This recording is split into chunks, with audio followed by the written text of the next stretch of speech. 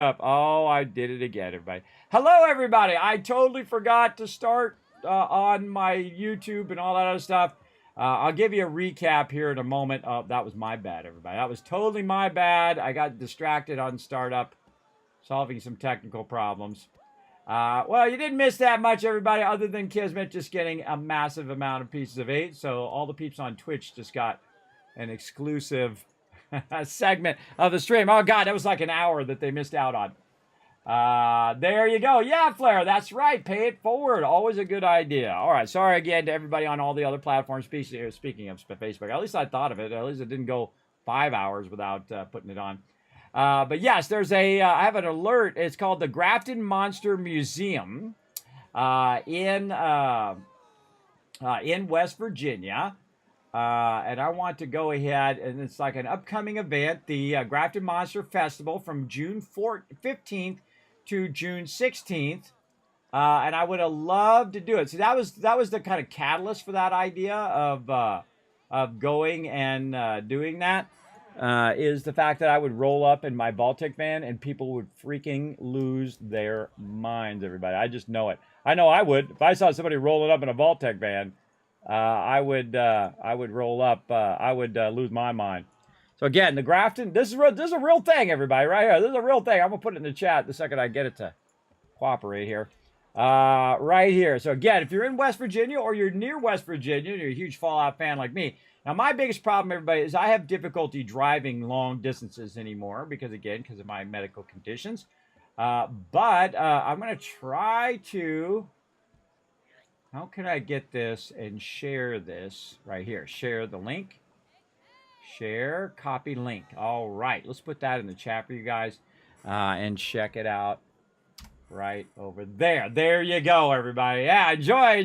Check that out. I think it's really cool. I actually contacted Bethesda, and they said, yes, they're going to do some stuff for the Grafton Monster Festival. But they didn't really say whether they wanted to sponsor me for my cool Vault-Tec van. I know there's a little licensing problem as well, everybody. If I do make a van, I don't own the rights to Fallout, so Bethesda does. So they at any point they could say, Kismet, you can't have a Fallout-themed van. But you know, they are my sponsor and they're pretty cool, so we'll see. We'll see how it goes. And again, I asked them, you know, hey, would you sponsor one of these vans and whatnot? What do you guys think in the chat? Would you guys, if I started like a fundraiser, but it would be a lot of money, everybody. It's not like it's going to be $1,000. I mean, it's like $20,000, $40,000. I don't even know. It's some crazy amount of money that I would have to spend to convert some van. Now, of course, I could probably get a cheaper van and just, you know, get like a $5,000 or $10,000 van, and then it will cause the conversion of it will be $10,000 or $20,000 to convert the inside and whatnot. But 20, 30,000, would you guys contribute to that? Let me know in the chat. Put a 1 in the chat if you think that's a good idea, or a 1 in the chat if you would donate toward me getting a Vault-Tec van and traveling around and meeting all of you at TwitchCon and all of those things. Let me know. Let me know if you think that's a good idea, or I'm just having a crazy idea and it will never work, or none of that kind of stuff. And that would tell me to do it anyway, by the way. When people tell me that things are impossible, that's the moment that Kismet throws down, everybody. Like, it was impossible to do this in a week, everybody. To get 76 of these in a week, and you know what I did? I did it anyway. It was impossible to go from 30,000 pieces of 8 in the last 2 weeks of Season 1 to 700,000, and you know what I did? I did that as well, everybody. That's right. Kismet throws down. So again, if you think that's a good idea, or if you think you would contribute to that, let me know in the chat. I love to, you know, take some feedback from my community and see if you think that would be pretty cool. I'd love to do that. I think it would be amazing. And then the thing is, over time, it would actually be less than me paying airfare and me paying hotel fees, right? See, that's the real trick, everybody, is the fact that if I have the van, I can then drive it wherever I want to go. Hopefully, it doesn't break down. That's the sucky part. But I could drive it to, say, West Virginia, which is not too far away from Tennessee. And, of course, maybe take my daughter, who can drive a longer way than I can. My wife is not interested at all, everybody. She got to run the family here at home. But take one of my daughters with me, and then they could switch off and drive because they're all getting to the age now where they can drive on their own, which is awesome. My oldest daughter has been that way for years now. But basically, drive over there, roll up in my Vaultec van, looking like the Wasteland Tycoon, and going to these different events, and of course streaming from the van as well. That would be amazing. Setting up a streaming setup. And streaming from that, and then going to all these places that have to do with Fallout or with gaming, or going to like the corporate headquarters of Bethesda, right? And saying, hey, can I come in for a tour and do a whole video and all this thing? See, these are the things that are the dreams that life is worth living for, everybody. These are the things worth living for, these big dreams that you have. And I've got $8 in the bank, everybody, $8. And I've made this work on shoestring budget. I've raised tens of thousands of dollars for charity. And I've given away thousands and thousands of dollars worth of stuff, everybody, just by pure kindness of people who come in my channel and say, Kismet, here's $2.50 because I'm going to sub to your channel, so there's $2.50, and I take that $2.50 and I do it toward giveaways, or I do it toward events, or toward things that we're doing in the stream, like going to TwitchCon and whatnot. And I've been in debt, everybody, and I've been investing into it every single year. Me and my wife invest a good amount into it to keep it going, because it does get to a point where it's about to go under. And then because Twitch takes way too much from the creator, everybody. They take 50%, and they've been taking 50% of my income for 7 years. And it makes it incredibly difficult as a small streamer to keep things going. Unless you're super successful, unless you have I'd say a minimum of 250 subs, I would say more like 500 subs every single month. Me, I have about 100 subs. And you can do the math, everybody. 100 subs times 250 is $250. So that's what I'm surviving on every month, is $250. And of course, the graciousness of people who donate subs and things of that nature. So $250 is a lot. You try to survive on $250 in a business, everybody. It is very, very difficult to do. So, of course, I also do sponsorships and things like that. But most of the time, those sponsorships are codes. Occasionally, they'll pay me $10 or something like that, but that's pretty rare. I'm not a big streamer, so I'm not like Shroud. I'm getting $10,000 or getting millions of dollars to, give Twitch the finger and go off somewhere else and then come back again. I'm not at that level, everybody. So again, as a business, $250 is nothing, everybody. That's what it costs to keep the lights on. Actually, it costs more than that. My electric bill is like $400. Between my children leaving the lights on all the time and leaving the doors open with the air conditioning running, and then, of course, running all these computers and running all of my stuff here, it's $400 a month. It's pretty crazy. So it's actually what's called a loss leader. You're actually losing money every single month. And again, I just tell it to you straight, everybody. I don't sugarcoat it. I don't sit here and make little pictures of me in front of my Mercedes-Benz, which is not even mine. It's just some random person's car on the street, and I'm acting like I'm a millionaire, and look at me, and I'm a super successful influencer or whatever crap that is. That's not my generation, everybody. We don't BS. We live by the rule of you F around, you find out. We're straight up. We're old school. We tell it to you straight. We don't BS you. We don't kiss butt. We tell you like it is, and that's how I like to be, everybody. And I like people who are like that, who don't try to, scam you, who don't try to say, oh, I love League of Legends. League of Legends is my favorite game. And they're promoting a game that they don't even enjoy. And if I don't enjoy the game, everybody, I'm going to tell you. And if I don't enjoy parts of the game, I'm going to tell you that too. But if I enjoy the game, I'm going to play it regardless if everybody else dislikes it. That's just the way I am. I answer to no one. I am of the age, I've already proven to myself, which is the hardest person to prove anything to, everybody. You can pretend to prove it to everybody else, but really, you know the truth. Who you are and what kind of person you are. That's the hardest thing about life, everybody, is liking who you are. To your own self, be true, right? Be a decent human being, not only to yourself, but to other people as well. But especially to yourself, by the way. Don't beat yourself up too much. I've had lots of ups and downs in my life. My life's like a crazy roller coaster ride every day, everybody. Not just over the whole time, but I mean every day is up and down. The stream doesn't work. The lightning storms. I could list 50 things that I have a problem. Oh, and then my TV went out. And then I found out that they mounted it wrong on the ceiling. So now we have to have the ceiling fixed, the tiles up there. And the guy had to move it. He did that for like 6 hours. So that was 6 hours of my day that got burnt up waiting around for this guy to show up. And then he was a really awesome guy, though. Big love to him because he really put in a lot of extra effort. He had to fix the cord and fix the whole thing because we have satellite. So he had to go in and fix all of that. And then once he got that done, I spent 6 hours of my time for something that I don't use, everybody. That's 6 hours of my time. That's for my family and not for me. Because I rarely ever watch TV. Only if my wife is watching it do I then sometimes sit with her just to hang out with my wife. But I don't ever watch the TV. Ever. Because I'm busy doing something else called streaming and working on stuff behind the scenes and trying to get more sponsors and bringing free codes and free items to you guys and so on and so forth. Really, really working hard. I mean, like 3 jobs worth of working.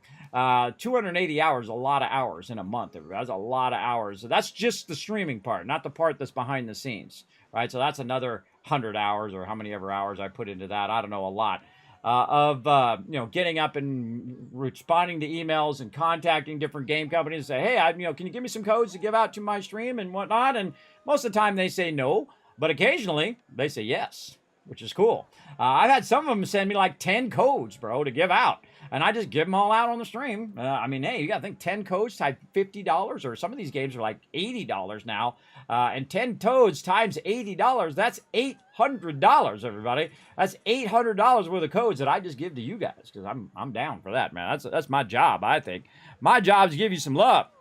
There you go. Space Budgie said yes, 1. Olaf says 1. All right, live in Baltimore, not far away. Well, there you go, Flair. Go check it out, man.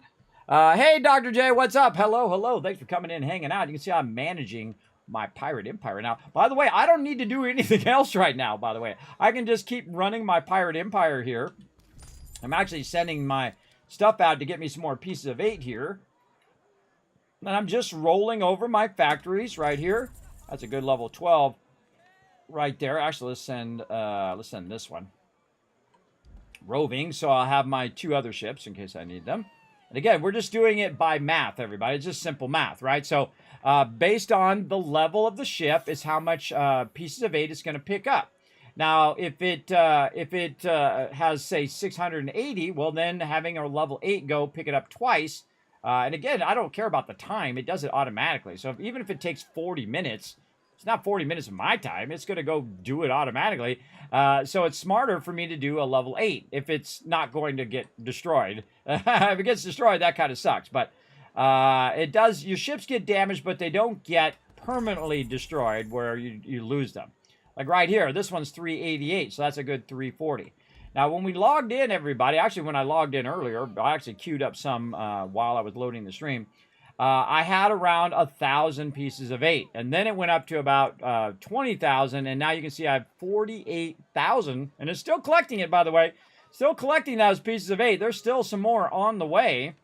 Right here, 442. We can send it. Our level 8s are all... Man, our level 8s are very popular. Very popular, but we can go ahead and send a level 9, which is actually closer on that one. And again, my job is to empty these out, put them in my pocket, and then use them to re-up certain locations. That's 510. That's a level 10 there. See, after a while, you start to know the numbers in your head, right? So, yeah. And again, check these level 10s, because these level 10 ones can be very deceiving in what they have. 416. We can send a 380 on that one, or 420. That one's almost ready, too. So I can just put one there. There's actually already one. There's one dock there now. Again, I was assigning them to certain locations, but I don't need to. See, when that one hits 420, it'll just pick it up and run it back automatically. So if I leave that on there, it'll be fine. This one's 510, so this is going to be a level 10. Go get that. There we go. Again, that's going to be about 10 minutes. We're going to get that. This one's 758, so that's a level 12 if I've ever seen it. Go get that, bro. Right over there, and then over here, 793. Yes, another level 12. Let's go get that one. Again, it does tie these up for a certain amount of time. Look, see, that one looks like there's barely any in there, but it's a level 10. So it has 476, so I should send a level 9, but I have a chance of it, of course, has a medium risk of getting damaged, potentially losing some of those pieces of 8. But I think it's totally worth the risk, so we're going to go ahead and run it. That one's 420 there. Let's just put one on there. And again, I don't know if I just reassigned one from somewhere else. I have no idea. And then these, again, would need some level 8s. We got to wait for those level 8s to roll off. These ones over here need like level 12s for these to run because they are super, super high level ones. Again, we can just let those run. Now, my goal, again, is to get all of them to level 10. Now, just recently, if you were watching my stream yesterday, you saw that I finally got my last 2 that I needed. So I went and got those 2 by takeover, by PvP takeover, and there was no one else who came and joined up the PvP, so I got both of those, which is awesome. Finally, I probably spent 7 hours trying to get the last couple because it wasn't giving me those, and when it did give me, someone else wanted to PvP for it, so I just left and said, if you want it more than me, you can just have it. There's no point in me PvPing because I could be doing something else. And then I also had 4 open helm leases so I could go and just pick whichever ones I wanted. So then I went and picked all the ones over here. So you can see I have the entire region, and that entire region is buzzed. Oh, well, there's another helm thing there. Then I had 1 left down here, and then earlier today, while I was just in there re-upping them all, this one came up, the Fond de la Baie, came up, and I was like, I couldn't resist. I was like, you know what? I'm just going to go get it. Now, what I was going to do is wait for the season here, the season rewards, which actually is going to give me one right over there. Now, I don't know if I can hold that over until next season, but I'm certainly going to do it. And any more of these that I get, I'm just going to save them for next season. And it would be amazing if I had 76 of them next season. Wouldn't that be crazy? That would be pretty crazy as well. For sure, for sure. Big time. That would be crazy to carry that over into the next season. I'm pretty much almost done. About 6 more in that one. I have 7 more in this one. Again, I can move over a little bit so you guys can see the numbers here. 7 more in that one, 5 more in that one. So I'm like in the second week, and I almost have the entire season done. That's how many hours that I've put into Skull and Bones. And again, it's a lot of hours. It's a lot of hard work and effort. But I have massively been enjoying it. I really have. Again, some games just, they'll click with you. It'll be your type of game. And again, that's the reason why they call me the Gaming Tycoon and also the Wasteland Tycoon, because I love to do stuff economic style. I know that this is so hugely, such a huge bonus economic style to keep this stuff going, right? If I keep this stuff going at the umpth degree. Now, if we look at the different zones, once you take over a region, it's going to give you a bonus. Now, I feel like the best one to start with is this one right here, Grenade and Fondre Royale, because it's only 2, and then you get the whole region, and then that region boosts to 25%. And you're like, well, Kismet, it says 37% up there. Yes. The reason why it says 37% up there is because of my helm table. Your helm table is one of the most powerful things in the game because it gives you a great reduction in the cost of running your manufacturers and a boost in the ability for it to produce more each and every round. So if we go to the upgrades up here and we look, we can see that I have all of the upgrades all the way to maximum. That's a lot of pieces of 8, everybody. That's a good 100,000 pieces of 8 right there, easy, that I've invested in every single one of these. Now, what do they do? Well, some of these allow you to do certain types of resources like snuff conversion for getting silver and then using that silver to fund your factories, which then, of course, gets you your pieces of 8. Your pieces of 8 then get you weapons and armor and all the upgrades that you might want to get for your ships and whatnot. Also, vicious tactics, so it will allow you to, when you take a hostile takeover, it goes faster because when you destroy ships of the same faction that you're trying to take the factory from, it actually makes it go faster so you can get it done faster, which is great. And then Red Isle Manufactories is getting 16% reduction in cost, so it costs me less silver. This one here, same thing. The Sugar K reduce the cost. Now, also, there's 7 other ones on top of this one, everybody. So I can go and look. Okay, more manufacturing. The base profits are higher. It actually reduces the cost of producing contraband and so on and so forth with each and every different faction. And right here, and then of course you have your Empire production, which is really great, which increases the maximum number. This is new, by the way, in Season 2. Where you actually have to unlock more factories. So you'll hit like a cap. Like the other day, Rotisserie G hit a cap of 16. And then he needed like 6,000 pieces of 8 so that he could get and unlock more. So again, I would definitely suggest to keep working on this one as much as possible to forward that. Now, see, I was smart and I carried over 300,000 from the last season, and I invested into this first. Before I invested in my locations, I invested in this so that I would have the ability to unlock all 76 of them. And then I invested in Campagné first, which is this one right here, which is the French locations, which is the 2 locations I showed you that are the first 2 locations I got to level 10, and let those run, because those are constantly producing pieces of 8, unless I have to defend them and I fail at defending, or I choose not to defend them. I lose 14 hours of production, and one of those has lost 28 hours of production. Everybody, that's more than a day's worth of production lost. Because of that stupid defense system that was way too overtuned and still is dumb. I'm sorry, it's a dumb mechanic, it's not enjoyable, and it burns 20 minutes of my time every 4 hours. And then, of course, you multiply that times the whole entire season, which is really annoying. That's really annoying. Now, you don't have to be as crazy as me, by the way. I'm just kind of fallen in love with the whole entire system, so that's why I'm doing it at the level I'm doing.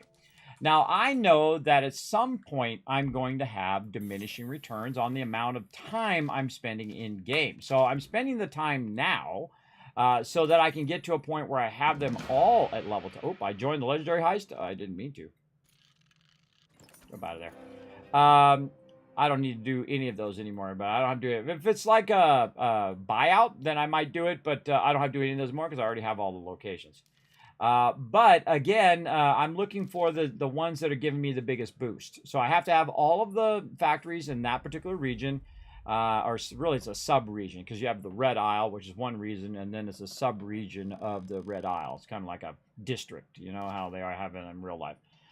So I have these 2, and again, I'm getting 37% boosted on those locations. So I'm getting more pieces of 8 because I have the whole region.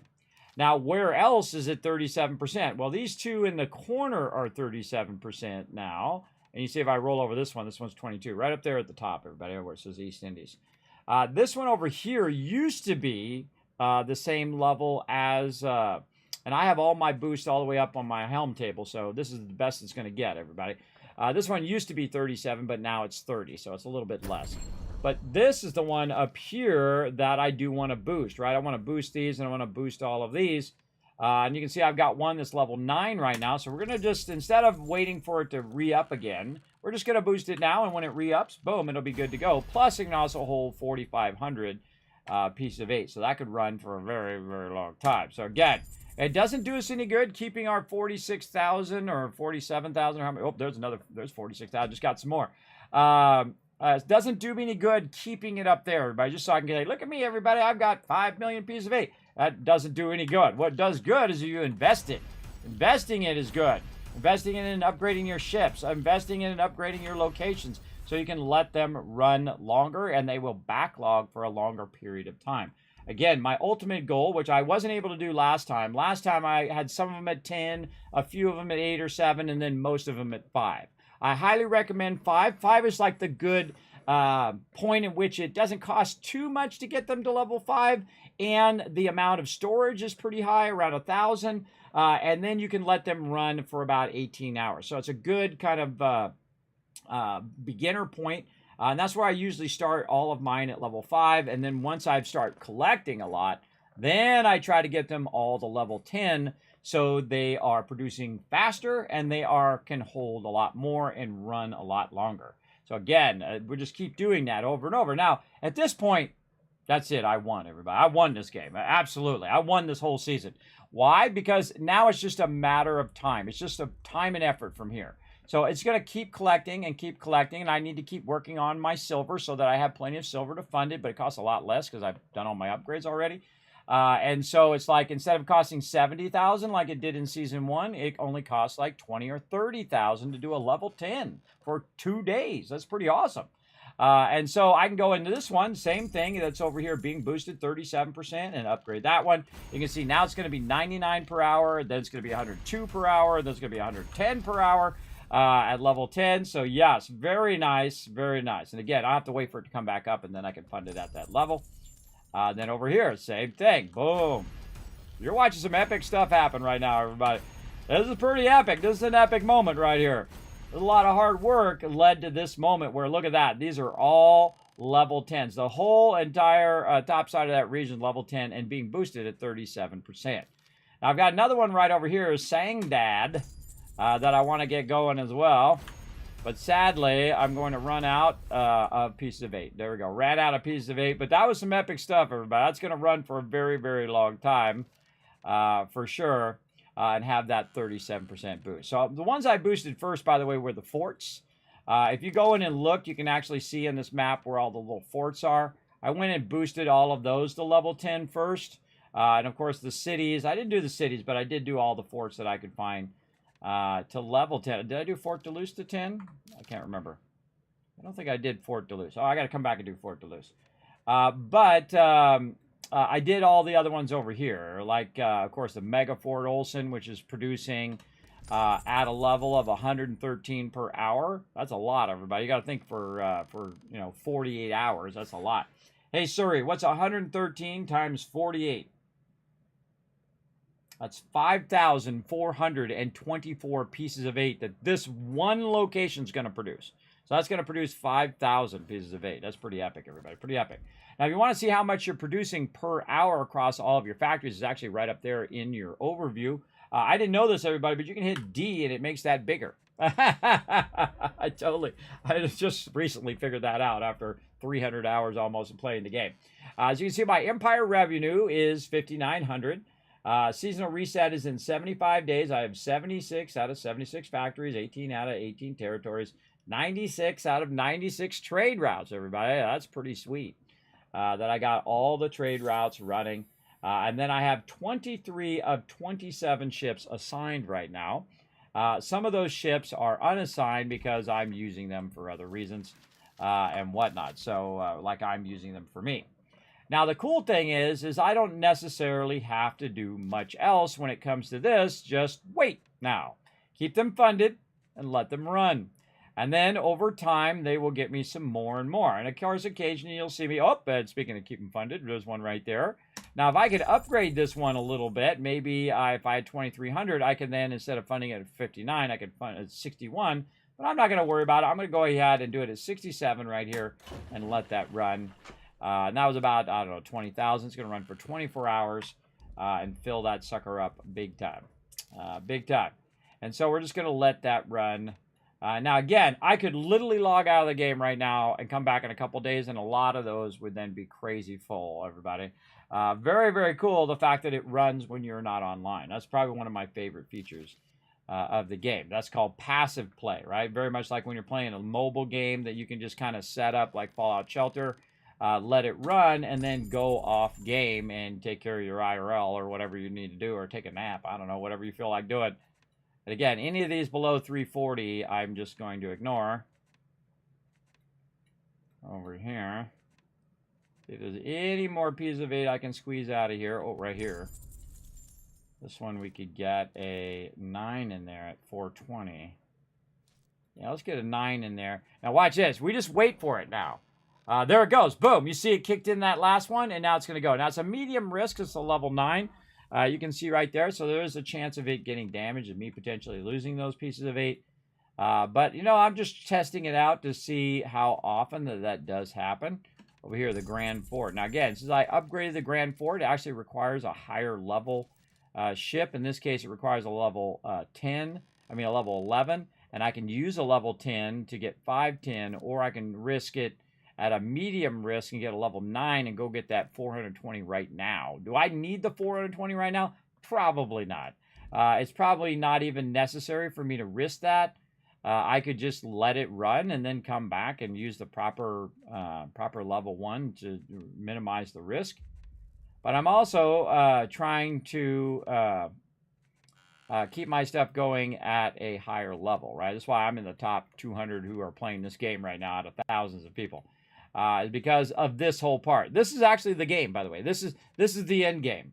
What I'm doing right here is basically going in and trying to get as much pieces of 8 as you can. And the more pieces of 8 you get, the more you go up in the leaderboard and the more benefits you get sovereigns that you get, which allows you to buy the really nice stuff, everybody. The sovereigns are like the highest in value. You can see I have 8,480 in the first week of this season. Really, we're in the second week, but you get the idea. It's a lot. All right, 340 over here. Can we just run a level 8? Well, it's going to be an extreme risk to run a level 8. Why not just wait until it fills up some more and we'll come back to it. Over here, same thing. These are all good. This fort's up at maximum, Fort Granby.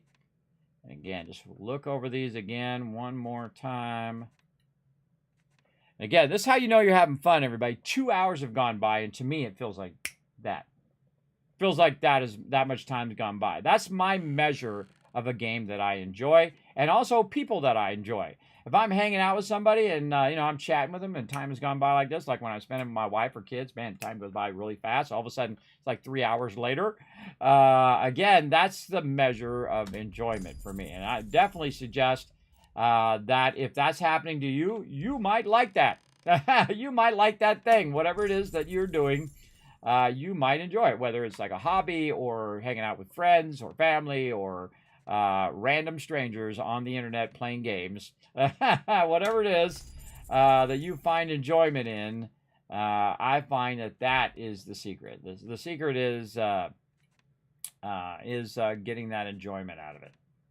And I really enjoy streaming. I enjoy gaming, you can see. And I feel like it's better to play a game that you really enjoy because I feel like that's more contagious than yawning or smiling. Because smiling causes other people to smile. And yawning causes other people to yawn.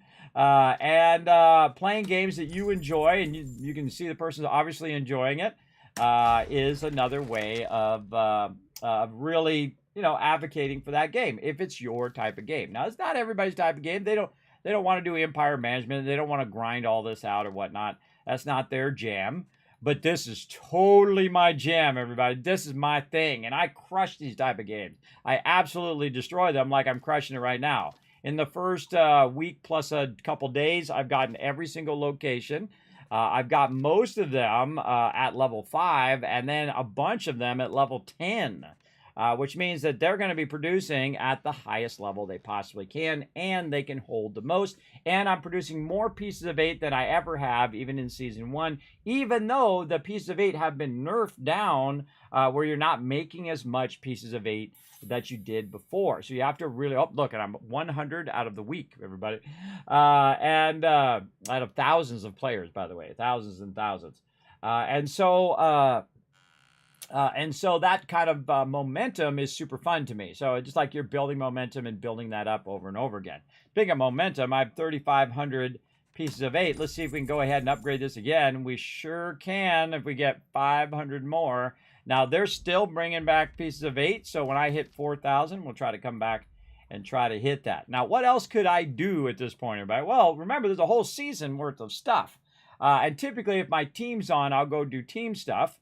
But another thing that I can do is keep my supplies going. You have lots of things to do in this game to keep the momentum of what you're doing going. So I'm going to be... whoa! Hey-oh! We got some love in the chat. Ren Stippy coming in with a sub-love. Show some love in the chat, everybody. Thank you very much. Flair's off to bed. Thank you very much. Oh, you're going to miss out. Here's a gifted. Thanks. Stay on course. Thank you. Oh, that was Flair gifting it to Ren Stippy. Well, congrats, Ren Stippy. Make sure to say thank you to Flair. And thank you for paying it forward, bro. Big time in the chat. So, again, thanks for that gift to sub. Does help support the stream. Let's show some love in the chat, everybody. I love all of my Love Train conductors in the chat big time. Now, you can see that I have some stuff to do in here, and I've got about 12 minutes to do all of these. So let's go ahead and get a supply deal. Uh-oh, I can't do a supply deal because I probably already have some on me, or I have a bunch of fort quests. So I've got to get away from here so I can hit the map. There we go. I think I have a bunch of fort quests on me. Wow, look at this, everybody. I have a bunch of fort quests on me, a bunch of fort to lose over here. But I really do want to get my supply quests done, but these are more valuable than the supply quests. Because 2 of these equals all of the supply quests. That's 400 times 2. That's 820 that I'm going to get just from doing one of the easiest forts in the game. Or I can go in here and I can go ahead and get this, and we can just do the math really easily. It's 144 times 1, 2, 3, 4. I think actually these are less. I think these are like 72 or something like that. But let's just call them 144. So 1, 2, 3, 4, 5, 6, 7.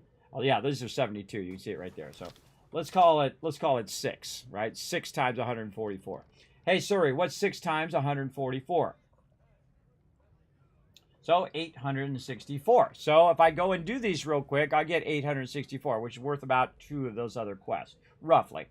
So if I do these real quick, bam, that's 800 I can take and then convert it into rum if it's sugarcane, and then convert that into white skull rum, and then, you know, sell it to Skurlock and make hundreds of thousands of silver. Just absolutely knocking it out of the park. And I have a bunch right now, which I should go sell just to get some of my millions built up. But these are very useful. But would I rather do these or rather do the fort quests, right? Now I have 10 minutes, so in theory I could do both. So let's go see if we can do both. I love to challenge myself to go and do it. Now, if anybody wants to come join me, now's a good time because I'm about to go do some forts. So you can come in, check and see if you have Fort Duluth, and then come and join me because I'm going to go ahead and grab some, let's say, grilled bananas here. Let's not grab that many. Let's grab about 30. Again, I had moved all my stuff into there. Let's go ahead and say 10 of these. Then we'll take all of these. I burned those up so quickly. Repair kits. Let's go ahead and take 10 of those. Now, you see it says it exceeds my capacity, and that's because I'm currently using the DHOW, which is the smallest ship that you can use, which is pretty funny because I'm using all my other ships to pick up my pieces of 8. But they have already done that. And so what I'm going to do is I'm going to look for my ship in here, and it's probably way down here at the bottom. My Wings of Destiny. My Wings of Destiny right now is currently being used in the manufacturing. But what I do is I find one that's kind of empty, like this one here that has, like, say, 266, which is less than what it will pick up. Then I go ahead and assign that one over there, if I can find it here, level 12s. There it is, Wing of Destiny. I assign it to there by left-clicking on it, and then I unassign it. And then I've got that ability to use that ship. Oh, here comes TM. And so I can then use that ship, and I can change to that ship, and now utilize it as my primary ship, move all the cargo over, and then prep. Now, if I miss out on those, you know, that 700-800 thing, it's kind of a bummer, but, you know, I do what I got to do. I'm going to be just fine, because I have 5 of these quests for Fort Duluth. And 5 of those quests is 410 times 5. Hey, sorry, what's 410 times 5? That's 2,050. So I'm going to get 2,050 resources by doing one fort. Everybody, it's going to take me like 5 minutes, and then I'm going to have it done. So again, if you want to join me, jump in, get in party. We're going to go do it here in just a moment. So let's go and get it going on. Now, I need all of my resources here. And you can see I've been backlogging. Actually, these are provisions. Let me just cut all that other stuff out. You can see I've been backlogging my rockets. I went from like no rockets to 13,000 because I've been buying them over and over again. Now, do I need to buy any more? 13,000 is good. I'm going to burn up the 13,000 and then come back and get some more. Same thing with my cannonballs. You can see I've got around 5,000 and I only need about 500 on me. In fact, I probably only need about 500 rockets just to keep my weight down on my ship so that when I go to pick all these up, I won't be too overburdened as well. So there we go. I see TM's in there. Got to get my little thing to work down here, my foot pedal. Let's see if it's working. It's always something. Always some technical crap that I have to fix. Hold on, my foot pedal's not working. Come on, foot pedal. I don't know. This Elgato foot pedal, everybody. Sometimes a little sketchy. Little sketchy. Oh, man, look at you guys crushing those retweets. Wow. Let me go ahead and triple up those retweets for you. We get 2 more retweets. I'm going to triple it up again. Right here, everybody. Follow that link. We need 2 more heroes in the chat to hit the like button, hit the retweet button. And thank you also to Dr. J, who's watching my chat right now, my awesome mod. Show him some love. And the second I get my foot pedal to work over here, I'm going to talk to TM. Hold on. I got to pick it up. I have the Elgato foot pedal, everybody. And so I press this right here, doesn't do anything. And I press this to mute. And I press this to talk because it's on my other computer. So It just makes it easier. All right, hear that noise? That's me unplugging it and plugging it back in again. I'm trying to get it to work and then get the cord out the way so I'm not stepping on the cord. All right, let's see if it works now. Oh, God. Now the cord's going to be in the way. Hold on. This is the kind of stuff that I don't like spending my time doing because I spend so. What's up? Hey, man. Gonna do some Fort Deluxe. You got any? Yeah, I got a Fort Deluxe, a Grand Fort, and 2 Dudesters. Dudesters, awesome. I love how I changed the name of that one. Everybody now calls it Dudester. All right, I'm gonna go ahead and start setting some sail. I got 5 quests for Fort Deluxe, man. So styling. Also, by the way, I got my last 2 I needed, and then I used my, I don't know if you watched earlier, and then I got my 4 helm thing, so I went and got my last ones, and I left one to get, you know, the end of the shipmaster one or the gunmaster, whichever one the top one is, to get that last lease.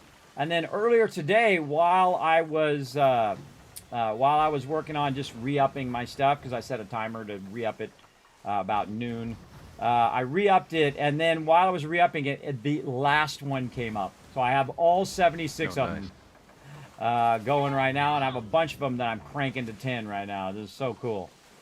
So cool, everybody. Again, really crushing it this time. Now, I can thank TM for a lot of the advice and suggestions and ideas that got me to this point, by the way, because he went hog wild on it on season 1 very early on. I was too busy goofing off most of the time and running around and cataloging all of the locations and things like that, which helps me now. But he's the one that went and did the helm office, and he did it to the umpth degree like I'm doing now. In season 2. Now, of course, I did a little bit at the end of season 1, but I didn't have the benefit of the whole season of backlogging all of those pieces of 8, which would have been amazing. But I'm going to do it this season for sure.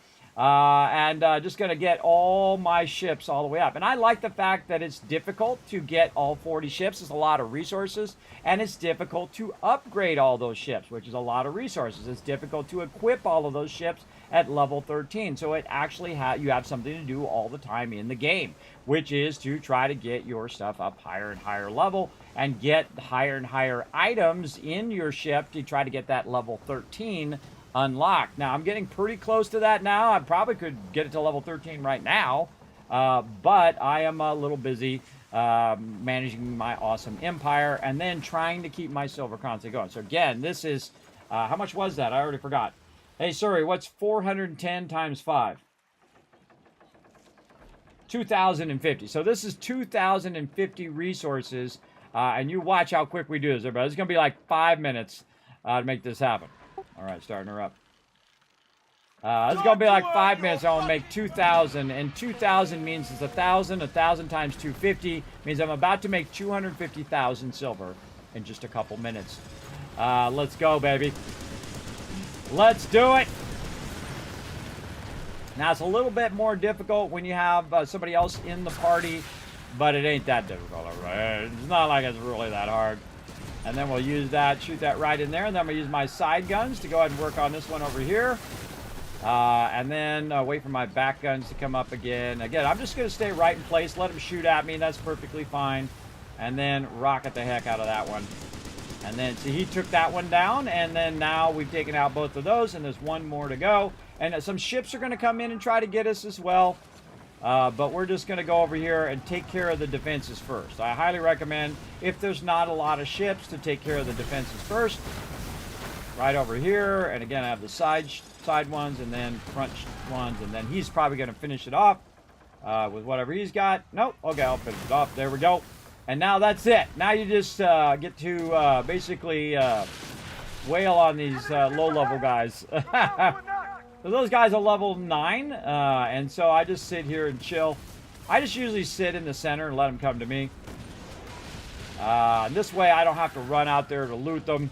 But if they, I'll basically kill them, and then toward the end of the session, I'll go grab all that loot, because sometimes I'll be overburdened. Now, you can actually drop the loot and then come back for it and hope nobody picks it up, because we did find out today, or yesterday, me and Rotisserie G, we found out that you can actually, someone else can pick up the loot if you drop it on the ground. So that's cool and also bad at the same time. So if you leave your loot behind and you actually jettison it from your location, from your ship, you'll actually open that up to someone else grabbing it. Again, I just try to grab their aggro as they're coming in and then wipe them out. Now you got to wipe out the ships that go along with the thing up there. You can see we have to wipe out 2 ships there. There we go. I'll wait for him to wipe that one out before I shot at the other one. Oh, look at that shot. Nice. And he's dragging some other ships over here, too. I can see he wailed on that one a little bit. Now, next thing we're going to need to do is the wall. Now, I have the rockets I have for specifically for taking on the buildings. The buildings are very susceptible. Oops. I totally, failed to do most of that.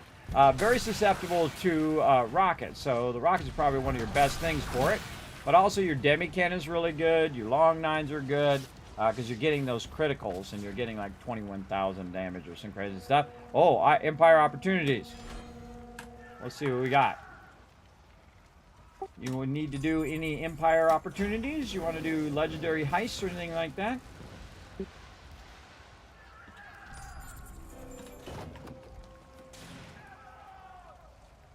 Yep.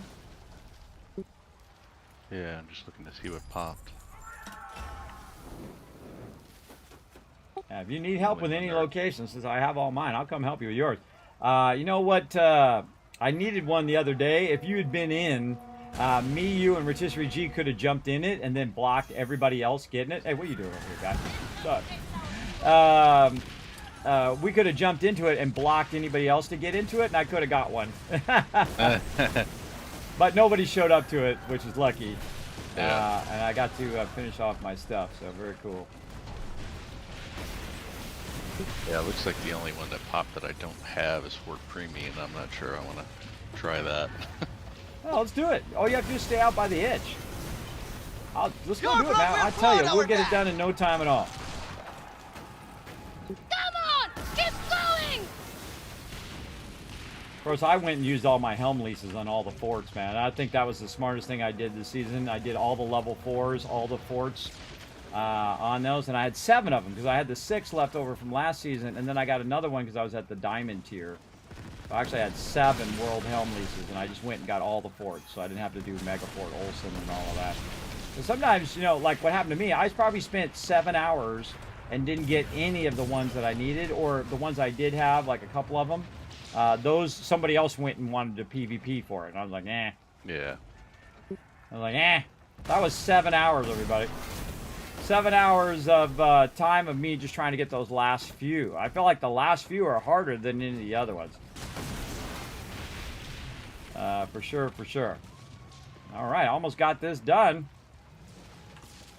All right, we're in the last stage here. Now, when we're in the last stage, this is when I run around and grab all the loot. You're gonna be overburdened, though. Oh, yeah. That's why I brought this ship, because sometimes I can just get away with it. But if I have 5 quests, I'm definitely going to be overburdened.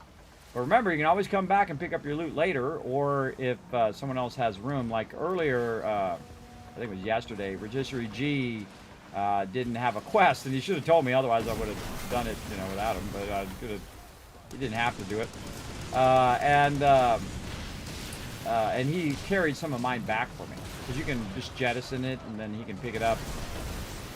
And carry it, so. Surrender now, or we'll kill you! And there we go. Also was doing some research earlier on where to find rubber, and oh my god, I found some sweet spots on finding rubber, big time. Oh yeah, overburdened, I can't pick that up. Cannot pick it up. Song and sing it true. I am 89,000 of 80,000. Again, that loot will stay there though, and we can just run back and grab it, which is what I'm going to do. Are you overburdened? Nope. Oh, can you hold some of this for me? Yep. All right, I'll just jettison it. Over here, let me figure out how to do that. All right, over here. How much can you carry? Can you carry like 410? Probably about 40,000 pounds. All right, I'll drop 2 of them and see if you can grab that. Oh wait, no, that's enough. 410's enough. Can you grab it? Yeah, I got it. Yep. All right, appreciate it. There we go. See, we can help each other out. And when I only have one quest, I can carry your guys' stuff back. So that was Rotisserie G's idea, though. By the way, brilliant idea. Oh, nice. Oh wait, no, I'm still overburdened. Hold on. I just got overburdened picking up that other stuff. Hold on, let me drop another 410. There we go. All right. See if you can. I think I'd probably carry half of that if you can't carry the whole thing.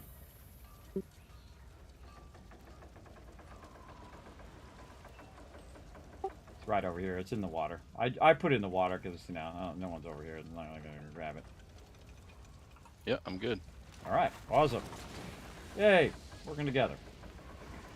So I had 2 of those quests that gave me around 820, which is too much for my ship to carry, even though I have the ship that has the most cargo capacity, which is why I use the ship most of the time.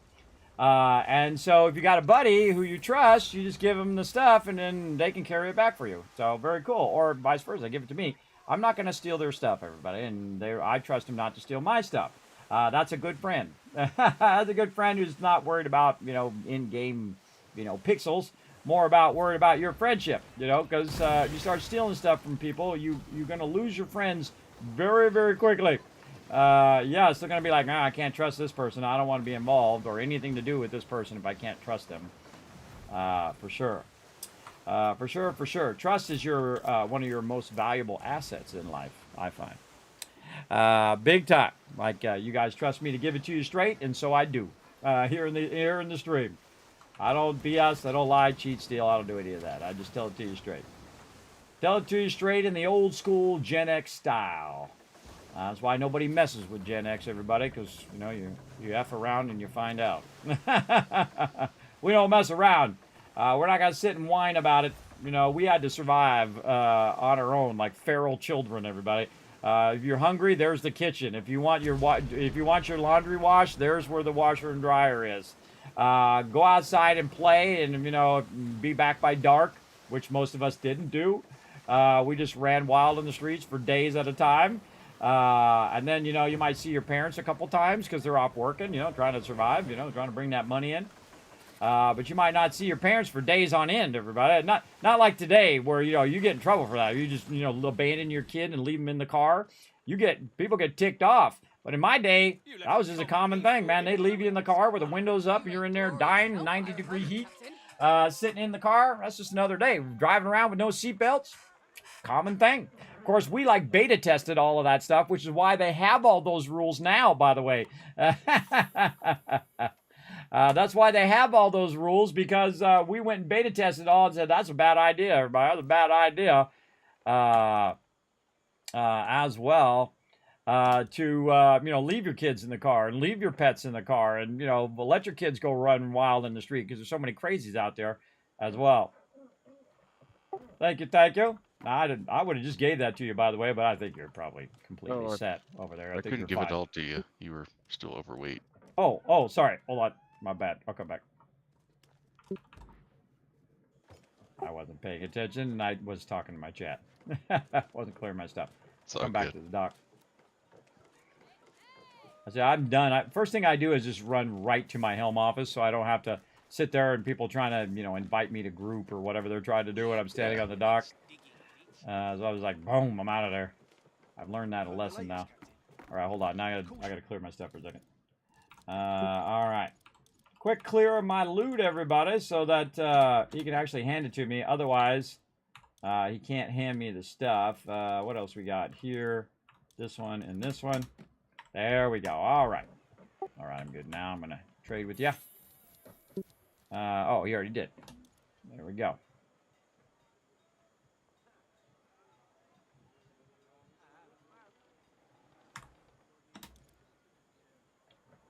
I like how there's a double confirm in there, too. That's one of the smarter things they did. All right. Now, again, everybody, you don't have to go to the menu and go to the warehouse or whatever. You don't need to do that. Just hold down Z and you can manage your cargo. This is another really fantastic thing they've done in the game as well. Oh, got a treasure map as well. What do we got? Oh, this is the cave one again. Yes. Did we not get the one from the game one? I could have sworn I just had that one. I feel like I should start. Spreadsheet on these. I'm going to. All right, treasure maps. Let's do that. I'm a big fan of spreadsheets. I don't know if you guys have noticed. All right, you can see I got like 50 of them in here. S&B treasure maps. Okay, so what we want to do, we want to go in and we want to take a screenshot of this. So let's get our little screenshotter up. This is a really cool thing. It's called Clip and Snip. It's part of the Windows thing. I do it a 3-second delay, and then I say new, and then I very quickly switch back to Skull and Bones. And then I have this, right? So I'm going to grab this at its full size and copy it and see if I can put that in the spreadsheet. Oh my God, I can. Okay, cool. Now, I obviously don't want it to be that big, but it is cool that I can make it very, very large. And again, I want to make it, where it's 100%. And so we want to be able to see it, though. So we'll say, what feels comfortable. Let's say about that big. Okay, so this is the treasure map that you got, right? So it says the city of Prey in the East Indies. Now, what I want to do is look for the location that goes along with this particular one. And it says it's southwest of the city of Prey. So we go back to the game again. We go here, and then we go ahead and hit E. And basically, I'm making a ledger that I can use. So when I see that one, I can say, okay, oh, that's that one in there. Now, I like to go to my helm map and go ahead and roll this over. Did you take that location, by the way? I take that location. We can go do it. So I took it, but there's not enough time for me to hit 100%. You have to have 100% by the time the timer runs up, or otherwise you won't get it anymore. Do you have the thing that allows you to do it faster if you kill the faction peeps? Got most of the upgrades, but not all of them. Oh, yeah, because we got to sail there. By the time we sail there, it'd be like a minute left. All right, well, next time. Next time we'll get it. Oh, good. Yeah, you need left, man. I'm all down for helping you get it because I don't really need to do anything else now. I'm all good. I'm all good on that. Okay, so again, we have the one that is the one that we have in our inventory. And then, so it says it's in East Indies. And again, I go to my helm map so I can see the travel points. See, there's Necropolis. That's not it. This one here, you can see has like a arch in the front there. This one has like 2 pillars. So again, looking for visual clues as to what it is. This one over here, Ruined Lighthouse. That one's not that one. This one right here has like a statue of Buddha, so it's not that one. That's Telok, so it's not going to be that one. TM's on that one, so I can't really roll over it. There we go. This one has like 3 different towers up at the top there as well, so it's not that one. This one over here has kind of like an angled tower. Now, I could go in and get all of these ones, everybody, but I'm just going to do them as I find them. This one here has like a boat on the beach. Well, I got some I got to re-up there too. These have 3 pillars there. This one has an outpost there. So not really any of these. Again, Telok is not one you can do. So they said it's south of the thing. So we can look down here at these. No. Is it this one? I mean, I forgot what it looks like now. Let's go back and look. What does it look like? Oh, not my snipping tool. Let's go look at the spreadsheet. All right. So it's... it's the East Indies, southwest of the lost city of Prey, so south and west. And it looks like it's like a cave or something like that. So, again, south and then east could be one of these out here. And let's just roll over these. Not that one. That one has the 3 things. No. No, it's not. I don't know where the city of Prey is, but we can look around and see which one of these is the city of Prey. Actually, let's re-up our stuff here. Let's see. Let's try to get this one to maximum. But bam, we can get another one. We need another 5,000. But that's going to allow us now to fund that at 138 per hour. But again, because it's getting 37% boost. That's a lot. That's a lot right there. And again, over here, we'd like to boost Granby, but it's still going to do 102 per hour. We'll get that one going. Again, keeping it running as often as you can. This is a level 10, now getting funded at 90 per hour. Very nice. Letting that all run. Any others? No. Okay. Now it's going to run for 2 days, everybody. 2 days. We can just let that run for 2 days if we wanted to. And just go out of the game, come back in the game in 2 days, and bada bing, bada boom, which is my ultimate goal, everybody. So I've played every single day and come in and re-up everything. Is like when we're done on a Thursday, it'll go Thursday, Friday, Saturday, and I can pop in on Saturday just to re-up it. Then Saturday, Sunday, Monday, and then come back on Tuesday and then play it live on stream. So that's basically my ultimate goal, is just to be able to queue that up and let it run for long periods of time. So I can play other games, which I have tons of other games to get to as well. So we're still looking for this location. So again, sometimes they're a little tough because, oh, there it is right there. Ranrock Cave, that's the name of that one. So we'll go ahead and travel there just to make sure it's the correct one, because it's going to say there's treasure at this location. You know, I only have one. See, there we go. So we know it's this location. So now, in theory, we could go in here and roll over that one again. And then what I'm going to do is very trickily, I'm going to go to my snipping tool. I'm going to set it for a 3-second delay. Let's say new. I'm going to go back over here if I can. Roll up. I didn't do it fast enough. Didn't do it fast enough. That's my bad. All right, let me give myself 5 seconds this time. New. Roll over this and wait for it to come up. There we go. Now it comes up and I can just go ahead and go like this. All right. Got that. There we go. So now I can give myself a description of where it's at, right? So it's in the upper right corner by Fort Granby. So then I can go in and put a paste of that. So this one equals this one, the Ranrock Cave Outpost, and then I'll leave some notes. Upper right corner by Fort Granby. Now, all of these are travel points, everybody. Everywhere you have treasure map is a travel point, which you can travel to. So it's got to be one of the travel points. So if you have the whole world unlocked like me and you've explored it all, at least most of it, there's some locations where I still don't have like the letters and all that other stuff I still have to do. I like to leave stuff for me to do. But pretty much, Granby, grand with the D in there, Granby. And so now I kind of know where that's at. Now also you can see that there is this kind of skulls with some arrows in there. So I can say travel point is upper right corner by Fort Granby called Ranrock Cave Outpost. Now below that, I'm going to go ahead and say, okay, well, where's it at in the actual location? Because you got to go search the location for it now. And again, we'll zoom in on it. It looks like skulls with some arrows. Now, the first thing I do is always check the beach. Now, you don't have to be extreme like me and make a whole spreadsheet about it and whatnot. You don't have to do that, everybody. Or you can just look it up on the internet if you really wanted to. But I don't like to. I like to do my own thing. Now, as I'm running around, I will grab all this free loot because over time, that loot adds up. So that's what ends up tens of thousands. Now, also, I'll go to the vendor here. Anytime I see some cannonballs, I buy those. If I see some other resource I might need, like water, especially barrels of water, very nice. We'll buy that as well. We can also buy all the food and whatnot.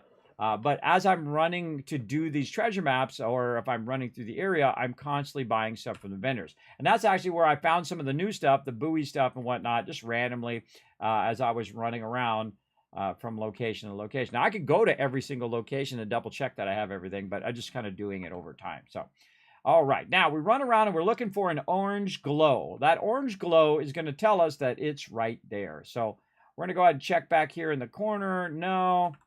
And so we're kind of running in the, oh, and here it is right here. Okay, so where is this at? This is on the left side, and I would call this just beyond the beach. So right here, we're going to say left side, just a little in from the beach. Now, the next time I get that, I'm going to know exactly where it is because I can just reference it in my thing there. And then I'm going to dig up the treasure. And that is what's called a key or cartography, where you're cataloging things that you found. Now, if I was really there, that's what I'd be doing. I'd have a notebook and say, okay, I found this treasure map, and this treasure map was at this location, and it was also, I went and found it in this corner over here, because people apparently put it in the same place each and every time. Depending on what type of map you have, too, by the way, is where it's at in the thing, and sometimes it randomizes it as well. So now we're going to see if we get that map again for this location, if it is in there or if it's somewhere else. Now remember, you have access to it as well.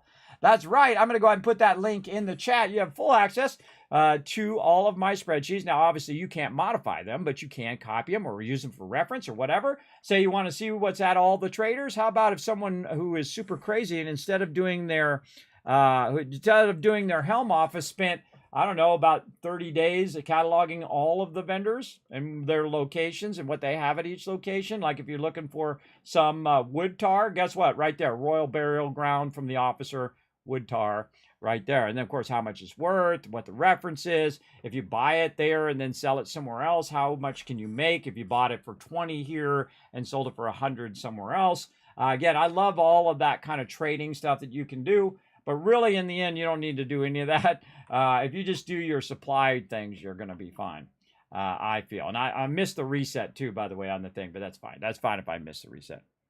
Hello, cool guy. What's up?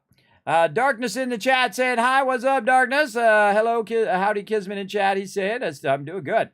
You're sharing your wealth of knowledge. I can't tell you how much I've wanted this. There you go, Darkness. There you go. I'm telling you.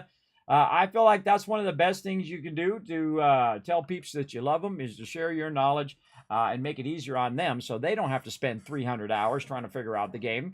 Of course, you might not have an awesome friend like I have the Magician who also put a bunch of hours in, a bunch.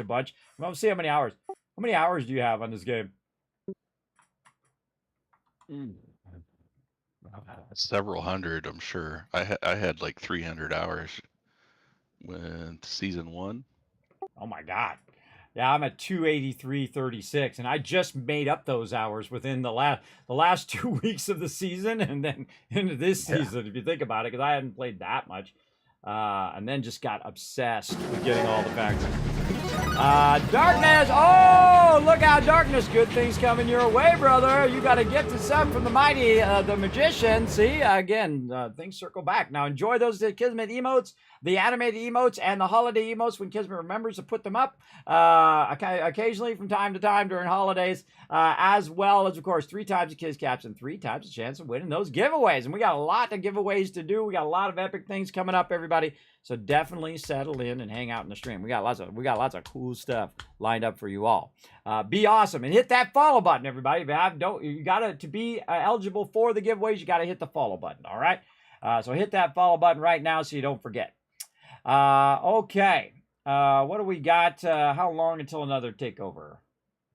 All right, we got about 8 minutes for another takeover. Again, you find one you need, man. We'll go destroy it, man. We'll annihilate it. We'll annihilate it. Now, meanwhile, by the way, it's generating me a bunch of pieces of 8, and all the ships that I have assigned to the different things, if they get to the point where they have enough, where that ship can run that back, it'll do it automatically.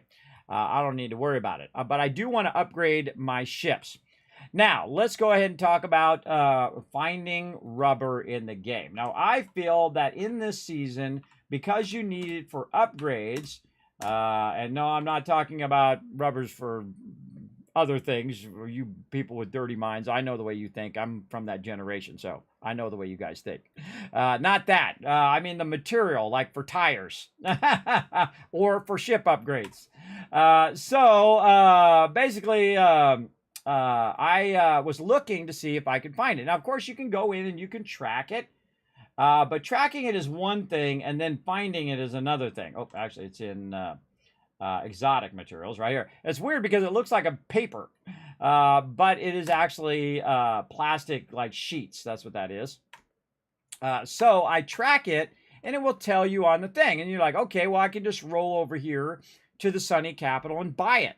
But you can't. You can't buy it from there. You actually can go along these trade routes and try to wipe out some ships to do it. I feel like every time we get in the game, we should be plundering the heck out of Sunny Capital. So I might get TM to do that here after the reset. But I spent a good couple hours earlier doing this and scouting out where you can find these. Now, I find that you're looking for triple ships, 3 ships that are together right here and then also right over here. So I'm going to go ahead and jump over there real quick. Now, I kind of use my other ship, my Super Looter, which is the one that I want to upgrade here in a moment. We'll get to that. But I'm going to go ahead and change ship. I'm going to try to find the super looter, which is probably at the bottom. Here somewhere. There we go. It's in a manufactory right now, so I got to go and get it out of the manufacturer. Again, I just go in and pick one that's low as 98, so it's not going to accidentally just go and start, you know, picking that stuff up. Oh, I got one that got damaged. Okay, let's repair that one. Again, I'm just risking them sometimes. There's my super looter. All right, so I'm going to assign it to this one and then unassign it. Now, eventually, I won't have to assign these anymore. I have 39 other ships. Oh, by the way, people have been saying they've been losing their primary ship when they have all of the ships. So be careful not to get all of the ships, and be careful not to upgrade too many ships until they fix that. Just a heads up. I saw that on their forums. That earlier. That's crazy. Yeah, I saw that on their forums. I mean, there's nothing more heartbreaking, everybody, than losing your primary ship with all your best stuff on it, and you got it all upgraded and whatnot. Oh, that's a tough one. I certainly don't want to lose mine, so I'm going to ease off on making ships. But I will try to upgrade my ship and see how that goes. Okay, so I now want to switch to my super looter. So change ship. Now the super looter I can use for battling as well. Some okay weapons on it. I do want to upgrade them eventually, get it to level 13. But I'm going to go ahead and set sail and show you where I've been collecting the rubber here. Now also, this is a really great place to get magnetite. There's a whole bunch here in the inner part, and as well as a bunch in the out part. But we're not going to worry about that unless we happen to run by something. Then we'll grab it.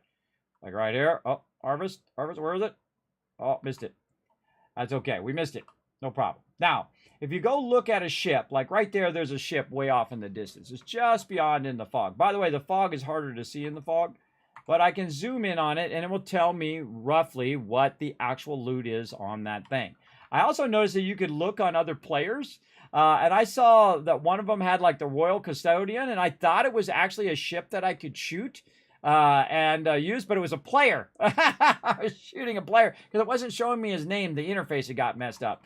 It wasn't showing his name. I thought it was a bad guy. So I'm sitting there shooting this guy, shooting this guy, shooting this guy. And it's like, oh, I realized, oh, wait, sorry. And then I did a little heart thing. See the triple ships, everybody? I'm showing you a secret right now. This is actually one of the hardest things to find in the game right now. Is the rubber. And I'd spent a bunch of my time figuring it out, so you don't have to, saving you hours and hours of your life. So if we roll over here, we can see that this guy's got rubber on him. Now, we're going to roll up on him. Now, again, they're not aggro yet, right? They're not aggro. Let me turn my sound on. But I'm going to crash into them. And the reason why is because my ship can do that. Now, I'm going to try to stop, and I'm going to try to board them if my ship decides to stop here. Nope, doesn't want to stop. Doesn't want to. Sometimes it rolls forward, and it's really annoying when it rolls forward. And now look how it jumps forward like that. I'm just trying to get next to it and try to board it. It's not letting me board it, so screw it. I'm just going to blast it. I'm going to blast this guy over here who doesn't really even have anything that I need. We're just going to let loose on that guy over there. And again, these ships are going to aggro on me now as well. And then this guy over here that's running away, again, you can see this is the guy that I want. Whoa, there's a lot of ships around here too. So I'm going to go ahead and shoot this guy. And my goal is to crew board him. Like this. I get him? Oh, crew boarding is terrible. And see, you're doing like 4 things at the same time, everybody. You're trying to block. You're trying to turn. It blew up now. You're trying to block. You're trying to turn. You're trying to board. You're trying to do all of that. And it ain't good. Wow, there's a lot of mobs out here. So now I can go around and blast all these other ships, but they don't have the stuff that I need. Let's blast them anyway, so screw it.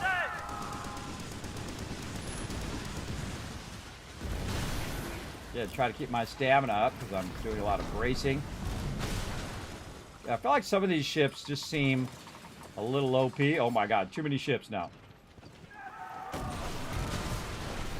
There we go. Hit them in the weak points, everybody. Now, again, these ships don't have the resources that I need. See, they have screw mechanisms, and that one over there has ornate pistols and all of that. So there's no point in me fighting all of these ships because they don't have what I'm looking for. So what I'm going to do is first heal, and then I'm going to boost my stamina because I'm going to feed my crew. And because this ship can go really fast, I can go ahead and outrun them way off over here.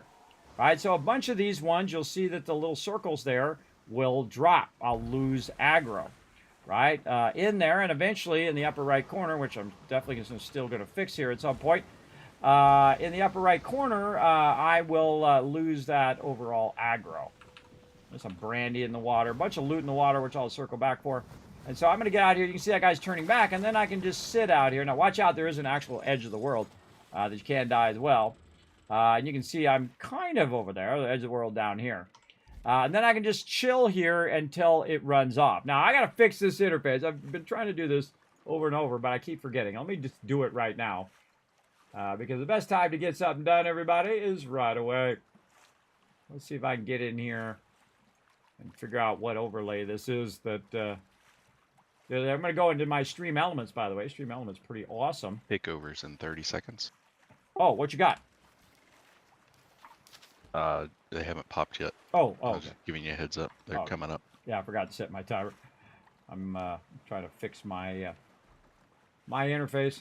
All right. All right. Yes. Okay. Here it is. Let's move it down. Wow, I'm down to 106. Oh boy.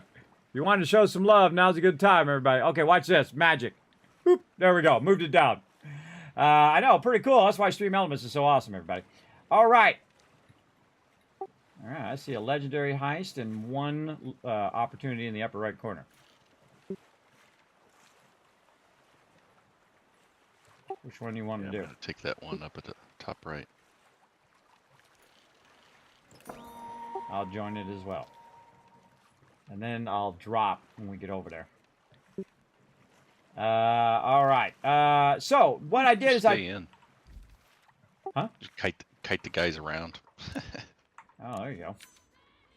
Oh, I got the fleet spawned again. Hold on, I gotta kill this fleet and then come back and get a thing. So yeah, I found where these guys spawn, and that's awesome because they just keep spawning over and over. And rubber's the one that's I find is the hardest right now. So. And there's two spots. There's one in the bottom corner here, and then one on the right corner where they kind of chill. Also, a lot I'm of just... sitting on like 90 rubber, but I've been farming shellac, and I get it from that Sunny Capital, that plunder that you were talking about earlier on the stream. Oh, yeah. I got to go plunder that one as well. That's probably where you got all the rubber. That's what I had on my list after I got all my stuff was to plunder that one. But this is easy right here. You just roll up on them, and they're fairly easy. They're like level 9s. I just crash into them. Which is pretty fun. Just kind of roll up and just crash into them, and then I try to board them so I get extra. But sometimes I just blast them. Especially the ships that's the not the merchant ship. I think I should probably kill that one first. Yeah. That's what I'm going to do. I'm going to kill the broadsider first this time. Do something different. Change direction! We must regain our station! Enemy spotted! There we go. That worked. Crewboard! Let's show them a good time! Got him! And then you spacebar to skip that, F to go and grab it, and I grabbed a bunch of extra loot. Now the other guy is going to bail. This guy over here is going to shoot at me. Grab that extra loot in the water. And I'm going to try to brace through that. There we go. Very nice. Now this one doesn't brace as well as my other one. But it does jam. If I need to get away, I can get away. And again, hit him in the weak spots. Boom. Boom. And then maybe a shot here. We will make a Freeboard! fortune from this! Get him! Oh, I got him! All right, cool. That was a very far one. Spacebar. Again, you can see I got extra rubber there. Boom. Keep at it, people! And then get rid of any witnesses, everybody, so no one saw you do it. I don't know anything about it. I don't know what happened. I don't know anything about the thing right here. So shoot him in the weak points. Oops, a little higher.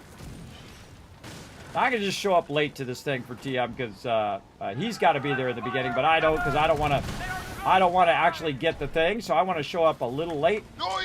Fire muskets. I like how he's not aggro on me right now. And then there we go. Now he is. Yeah, I'm not seeing anybody else join anyway, so.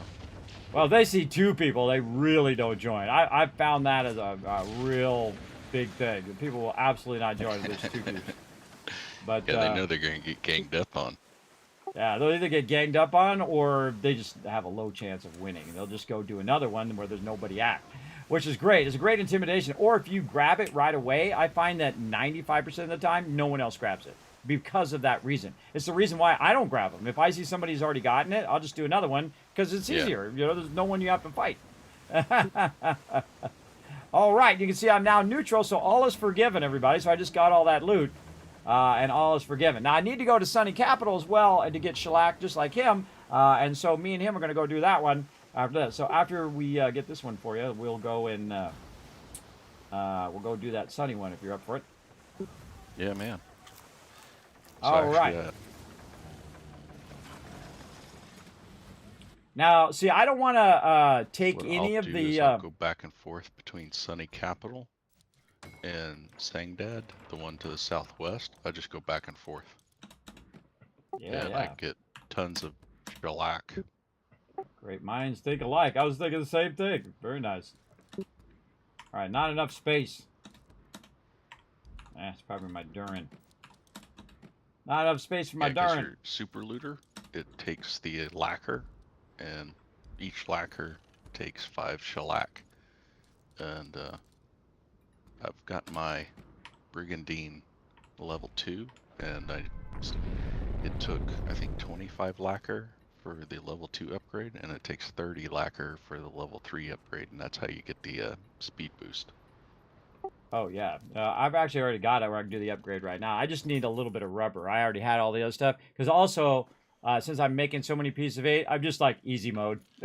Go buy it from the it from the Helm office. And I probably bought, I don't know, 50 of them from the Helm office now. Oh, nice. Just totally just like, hey, I got plenty of pieces of 8. I'm just going to go use that instead of running around picking it up. It's pretty sweet. All right, again, I'm gonna let you have a little starter in it. Before I go in the zones, so to make sure that you have the percentage, you know what I mean? Yeah, and honestly, I'd take out the towers first because they're worth more. So I should have the lead anyway.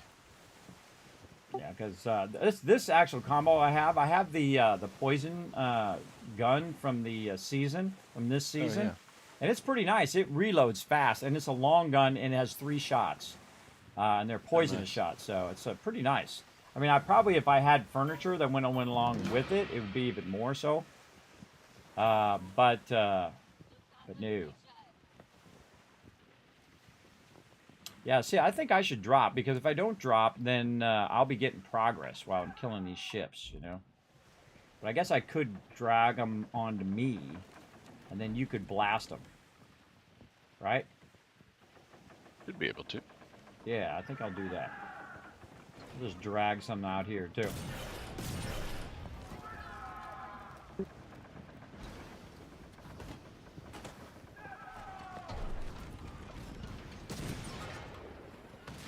You got a rogue on you, too.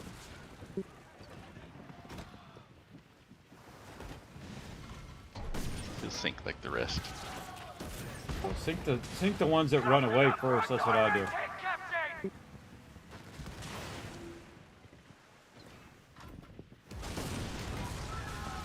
I'm gonna see if I can just hit. I'm gonna see if I can just hit them to get them lower health, and then you can finish them off. You know what I mean? Could work. I think it's based on killed. We'll find out here in a moment, won't we?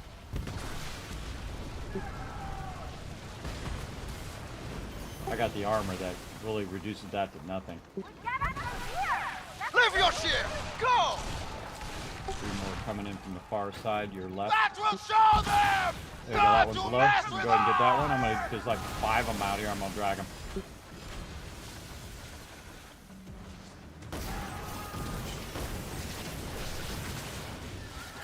Now what I'm gonna do, everybody, is just drag them onto me.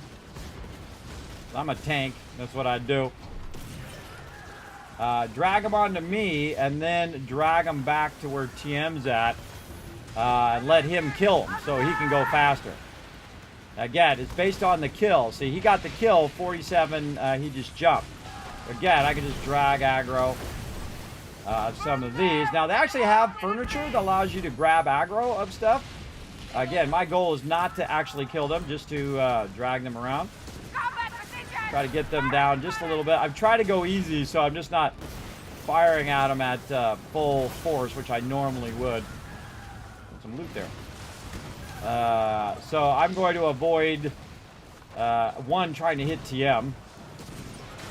See, this guy's gonna shoot at me, right over here, and then Tim's gonna blast him in a second. There we go. And then hot shot there. So I'm purposely not PvPing with him, and I'm purposely going to lose. So I already have the location. I don't need it. Whoop, whoop. Too much, too much. That was my bad. No, he's still alive. Look at that. Get him quick. Get him quick. I think I tried to rocket him just a little bit. I got a little too overzealous there.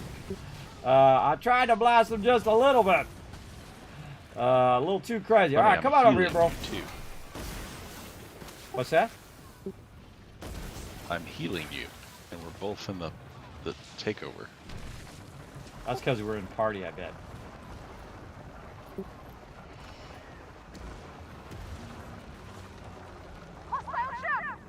Yeah, I wonder if we can PvP in party.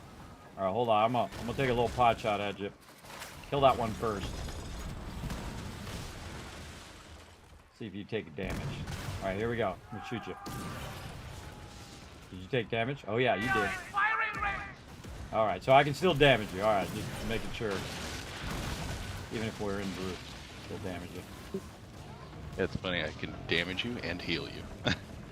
Yeah, it sucks for you because you're healing me the whole time. So I'm like gonna have a massive, you know what I mean, a massive advantage, you know. Position! Enemy shot ahead!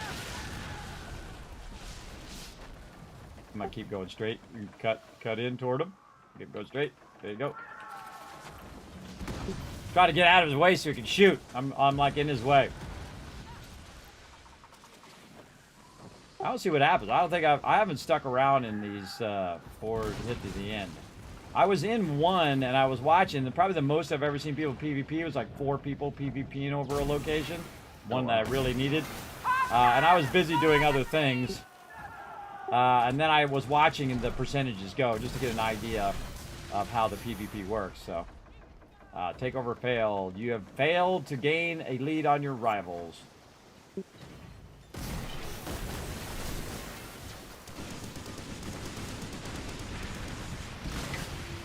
Totally missed that guy. Totally missed him completely. There you go. Congrats. You got it? Eat. Yep. All right. Any more you need, let me know. We're going to wipe them out. So that seemed to work good. So I just kite him around and then you blast him. Less damage you're taking. Now, before I leave, I roll up to every single one of these and I buy everything I can now.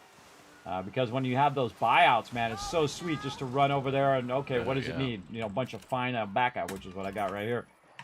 Just like, all right, here's 40 fine albaca. Thanks for giving me a golden chest or giving me that location. Yeah, right. Yeah. All right. I'm going to pick that up and find me a travel point. And over here. Man, it's still loot in the water. Yeah, it's a loot everywhere. I know. All right, I think I got the rest of mine. All right, heading to the travel point. We'll see you over there. I probably could have brought my super looter too. I actually really like the brigantine for battling. I feel it's actually stronger in the new season. I have 1 upgrade in it right now, and I think I'll go upgrade to number 2 right now too. Let's see, Dire Dwarf, what's up, bro? Thank you very much with the raid. I appreciate you coming in and hanging out. More health. That was really the only thing it was lacking.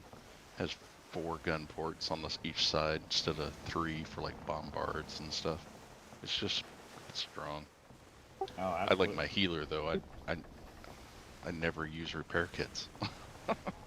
Yeah, very nice. Did they make it where you can heal yourself again, or no? Only in the bark because it has that healing AoE. That'll heal yourself, but I don't have a single healing weapon on it. Oh, so you can just use it as an AoE self-heal. Very smart. Ooh, I might have to try that out. Then we have double healing each other. Wouldn't that be crazy? Imagine if all of us were using it. You know what I mean? Kind of like in Enshrouded, when everybody has the AoE healing going at the same time. That's super OP, everybody. Well, and I've also got the seasonal armor from last season that makes you take half damage once you're below like 20%. And oh, right. I've also got the furniture that does extra healing when you're below a certain percent. So I'm basically unkillable unless I'm getting ganged on. We should do builds. We should come up with a bunch of builds and put it on the Discord for peeps. How you got your stuff configured. And then come up with different alternate things for DPS, for healing, self-healing, all of this stuff, torpedo builds. I'd love to do all of that too. That'd be pretty fun. Yeah, and I put together a build for the new brig ship. That's torpedoes and buoys. Dude, that thing is strong. It's probably almost as much damage as a Sambuc. That's what I heard. Yeah, I heard that torpedoes was great on that one. I saw it on the on their forums in there. Yeah, the new Discord, torpedoes that you buy with sovereigns, they're pretty good. Yeah, that's what I plan to do with the right mine. furniture set up. Yeah, I actually have all that furniture and stuff. I found it randomly when I was running around. Well, there's one you want to buy from the black market too. Yeah, because I'm at diamond level already, I have 8,000 sovereigns right now. 8,500. Awesome. Crazy. Crazy amount, everybody. My inventory is full again. By the way, you see I got 2 Royal Custodians earlier. Were you on when I was playing with you, or I was playing with just Reggie? I got 2 Royal Custodians in a single run. Oh, wow. It was pretty cool. Yeah, I got it as a bonus loot. So I got a bonus loot to get Royal Custodian, and then they had the actual Royal Custodian as a drop on it. Nice. It was pretty cool. It was the legendary heist, by the way. Wow. Very cool. I was very lucky, everybody. I've never seen that before. Okay, so I think the next thing I want to do is go upgrade my brigantine. I like a brigantine because it's fast. You know, I hate walking slow. I don't care what game it is. I hate walking slow or going slow in any way. All right, let's go over here. For upgrade 3 on it, just to get the speed boost. And then I'll go do all those regatta races. Yeah, man, I had to cut 40 seconds off. I did it a bunch of times, and I tried it a bunch of different ways, and I'd always end up being like 6:30 or 6:40. And I was like, dang, you got to cut 30 to 40 seconds off. You know how hard that is? It's very hard. You got to have the wind on your favor. And I'm using my 15 boosts. I'm hitting every single boost along the way, and still couldn't do it less than 6:30. I was just like crazy. And I was in the brigantine, and I would, you know, and I'd be going 20, and I still couldn't catch up to it. It's crazy. That's hard. Yeah, that's, I think that's you gotta really hard. basically switch out every piece of furniture for acceleration and deceleration, and stamina reductions. And well, that's funny. That's pretty much what I've got on my ship now. Like my furniture is all about, one, it has the acceleration, the 300% acceleration. Then I have the increases acceleration by 13%, reduces crew stamina, increases stamina recovery, and then increases maximum stamina. So, I mean, it's like, it's all about the boosty boost, if you know what I mean. Right. Yeah, I mean, it's all about just trying to make that thing go as fast as it possibly can. And still it has problems. But that's okay. We're going to upgrade it right now. Let's do it. Wrong thing. No, we're going to talk to the guy. Talk to the guy. All right, there we go. Or the lady in this case. Upgrade ship. The super looter. Where are you at, super looter? There we go. Now, what I need is I need a bunch of rubber, everybody. And I had 14 rubber before. And then I went around and just killed, I don't know, maybe 4 or 5 groups of those ships that I just showed you earlier. Those like ships over there. And look, I have 110 of it now. So I got 100 rubber just by killing those ships out there a little bit. Again, especially boarding them, because you get like 7 extra. And then you get like the 5 or 10 that they have on them. And then you're getting like 15 per round. And there's 2 ships. So that's like 30 per round of that. And you're getting 30 here and 30 here and 30 there and 30 here and 30 there. And they're easy to kill. They're level 9s, man. I can just roll up there and annihilate them. And as I and I'm using my super looter, by the way. I'm not even using my tankier ship. And as I upgrade the super looter, it's going to get stronger as well. Oh, I lied. I'm actually 2 of 6. I'm not 1 of 6. I'm actually 2 of 6, doing level 3 right now. My bad. Sweet. I forgot. All right. You got the speed boost now. Oh, absolutely. So one of the things you can do is you can do the details, everybody, and you can also hold down V to see a preview. Now, up here, everybody, you'd think you just use your arrows to scroll around or whatever. No, and if you use your scroll wheel down here, it doesn't do anything. You have to put it up here where one of these things are, and then you can actually scroll these so you can see what the future upgrades are. It's kind of funny that they didn't make that obvious to the player on how to scroll that. Now, there's a little scroll bar down here at the bottom that you can use that I just noticed. But it's kind of funny that that it's not super obvious because that kind of blends in with the thing there. You'd think one would be a color and it'd be way up at the top, but that's just me and my 30 years of graphic design experience. What do I know? All right, so I went and did increased health, and then brace strength is up to 8,600. I increased the cargo to 60,000, which is very useful because I do pick up a lot of loot in this ship. The reason why it's called Super Looter.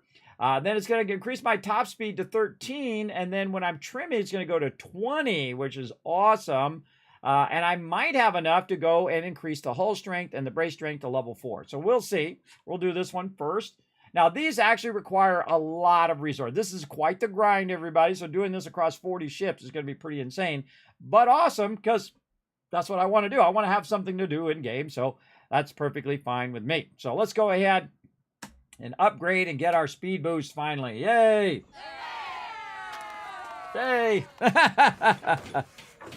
Again, thank you everybody coming in from Dire Dwarf's stream. I appreciate y'all coming in. My name's Kismet. Welcome, welcome. Make sure to hit that follow button. Relax, take it easy, because we're going to be crushing some Skull and Bones tonight. We're absolutely knocking it out of the park in here.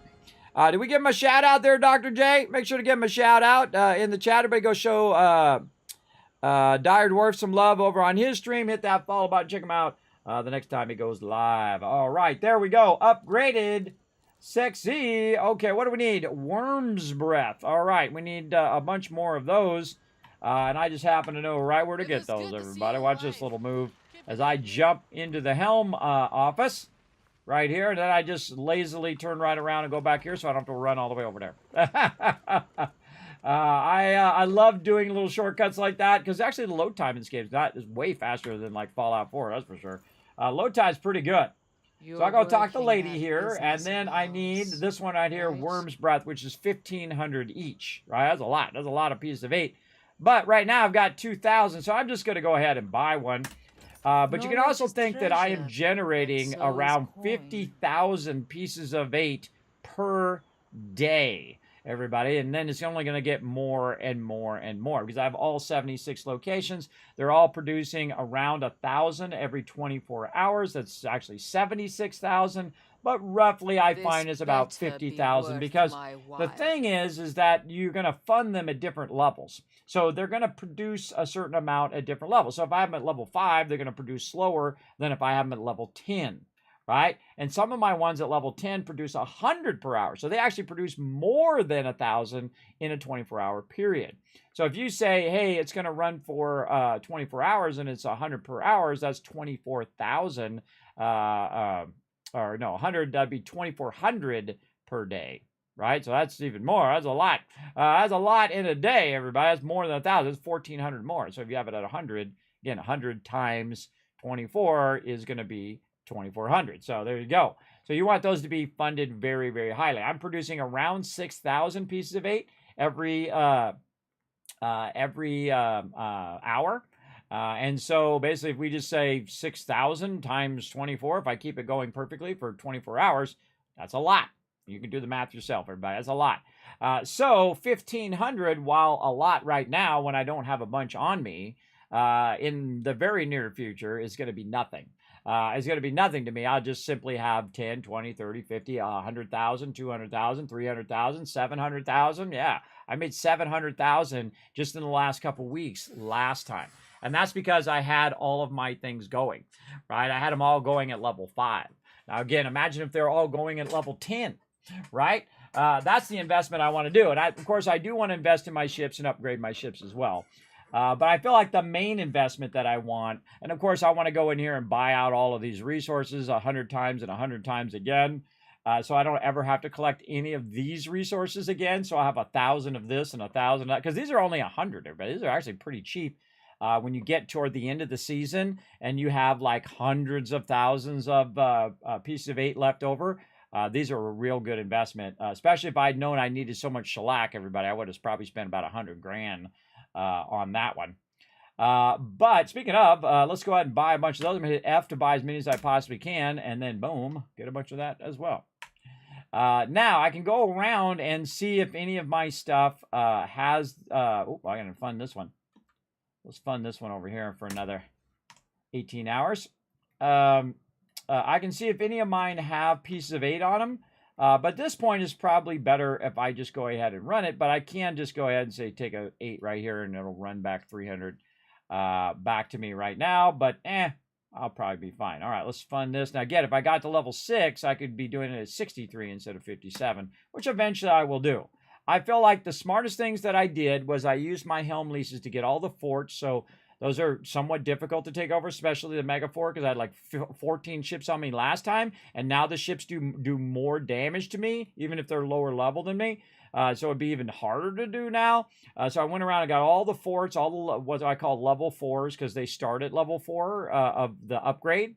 Right, some of them start at level 1 of the upgrade. You got to upgrade them to level 5, so it takes a bunch of your pieces of 8. And some of them are already level 4, which means they're producing pieces of 8 faster, and they're running for longer, and they have more storage right when you first get them.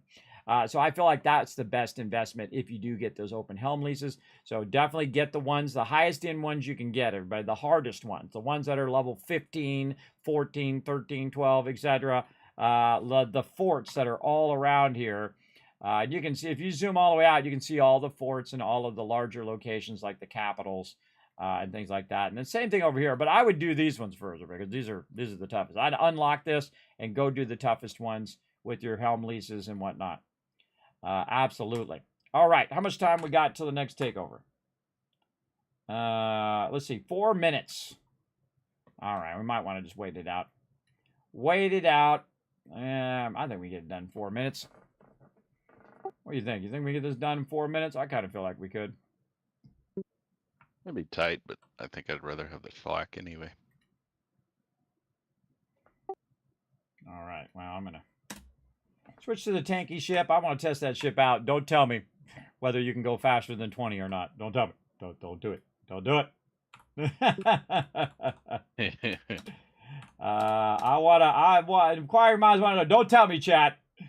Don't tell me. I'm not looking at chat until I go test it after this. All right. All right. Yeah, I'm gonna get the upgrades and then try water barrels. Yeah, I wanna get the new one going because I feel like that's more of my type of play style where I can just heal everybody with that one. Though I'm kind of tempted to use the spring loader with the healing ship with the Baruch. You know what I mean? Yeah, I think that would be a nice setup. Yeah. So we'll see. I don't know. I'm gonna try a bunch of stuff. What's going on over here? They're all attacking the thing. Oh, the DMC's over here.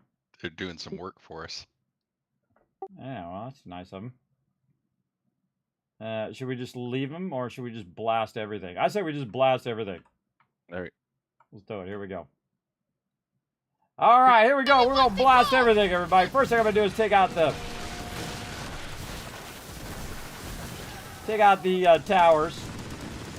And my job is to take a lot of damage, everybody. And you can see I'm getting hit over here. And we're going to go ahead and just soften these up a little bit.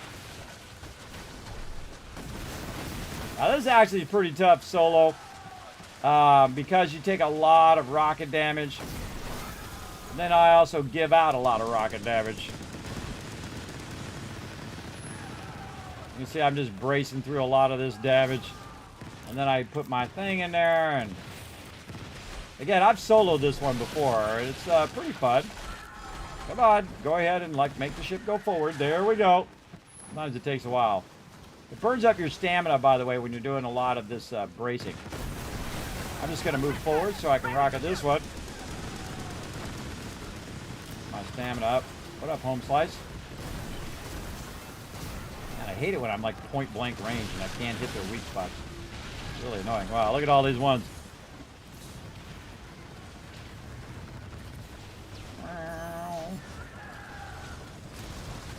Can't turn around. Turn around, go back the other way. Sometimes my ship just refuses to turn.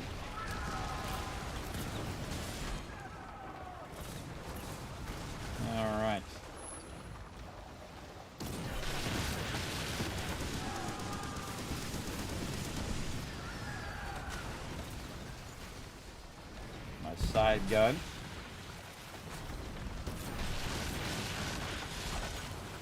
Again, here they come again. Fairly tough if you think about it because of the... it's not ready yet. Fairly tough because of the constant rocketing that you take. And then these little ships are like crazy tanky. Your mother And do a lot of damage for a little ship like that. I mean, they do a pretty good... Oh, I actually got a... Time to get close. a note thing. I actually got a note thing from that. Where are you going? He's running away. Get that loot. Alright, punk. We've been going on ships now.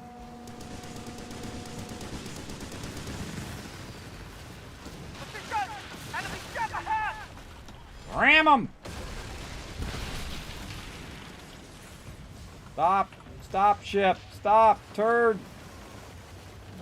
Try to stay in the zone.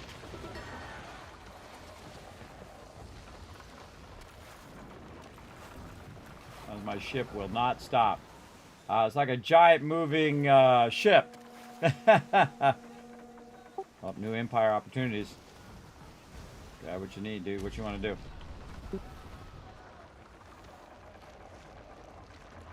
That's all good. I want the shellac. Radio weapon! You can still sign up for it. We can do a legendary heist after this. I mean, this is only going to be a few minutes. We're going to wipe this out.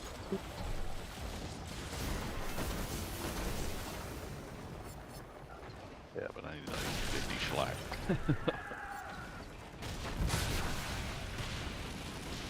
Well, you know, once my piece of 8 really get rocking, man, if you need some, I'll just buy it for you and the helm off and drop it for you like you did for me, man. Turnabout is always fair play, man. You need some. Because I feel like in about another 2 or 3 days, I'm going to have most of the East Indies at 10.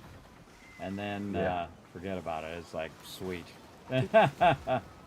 Again, he did kindness for me, everybody. He went and helped me out at the beginning of the game.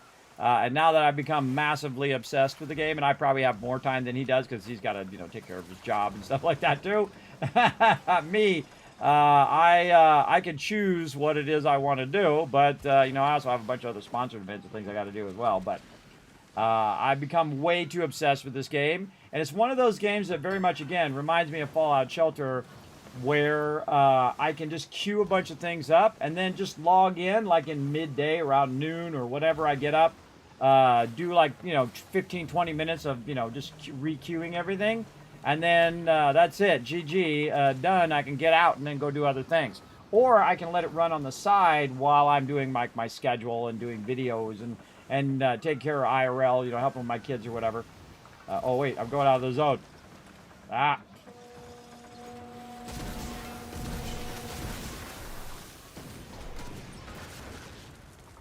My bad. I'm out of the zone. Hurry.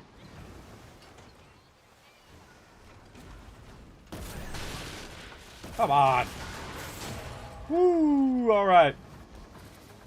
Got that done. Okay, now what I want to see is how much did I get?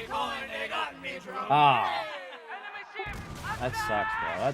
That's barely anything. Shellac and rubber. It's 2 rubber I got. But I got some bonus though. So let's call it 3 rubber. I got 100 rubber earlier. The reason why I did that is I just went back and forth and back and forth. 'Cause I had 14, and I was like, well, let's go see how much I get. And I got 5, and then you board them, and you get an extra 5. So, or sometimes they have like 10, and so you get 10 and 5. You got 15. It's 2 ships each time you find them, so that's 30. And then you just ping pong back and forth a few times, and you got 100. Dang. Wish I could find that for shellac. Oh, I bet you can. I bet you we can. I bet you we can find a trade route. Okay, did you want to do something? What do you want to do? I've done all the trade routes and plunders and buying it from places. This is the best I've found. Just flipping back and forth with these. Oh, absolutely. Hey, join the legendary heist. That's a super easy one. It's literally right by the travel point. We'll get an easy one from that. It's going to start in 2 minutes. I think we can get there in 2 minutes, and we'll just come right out of Tellock there.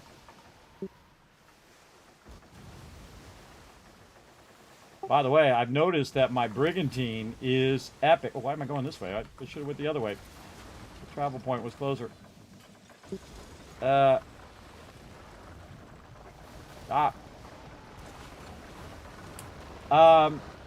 Yeah, I noticed the brigantine actually really good for the legendary heist because I can roll in, ram into the heel ship, take off like half its health because I come in shooting, right?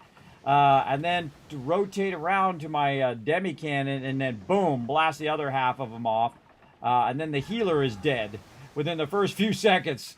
It's pretty nice. sweet. Now I'm going to try to come in faster too. So I'm going to just travel back here. But of course, if you still got aggro, that's not good. Oh, did I grab all the loot from here? I don't think I bought all the stuff. Oh, let's buy all the stuff. You can still drop off over there.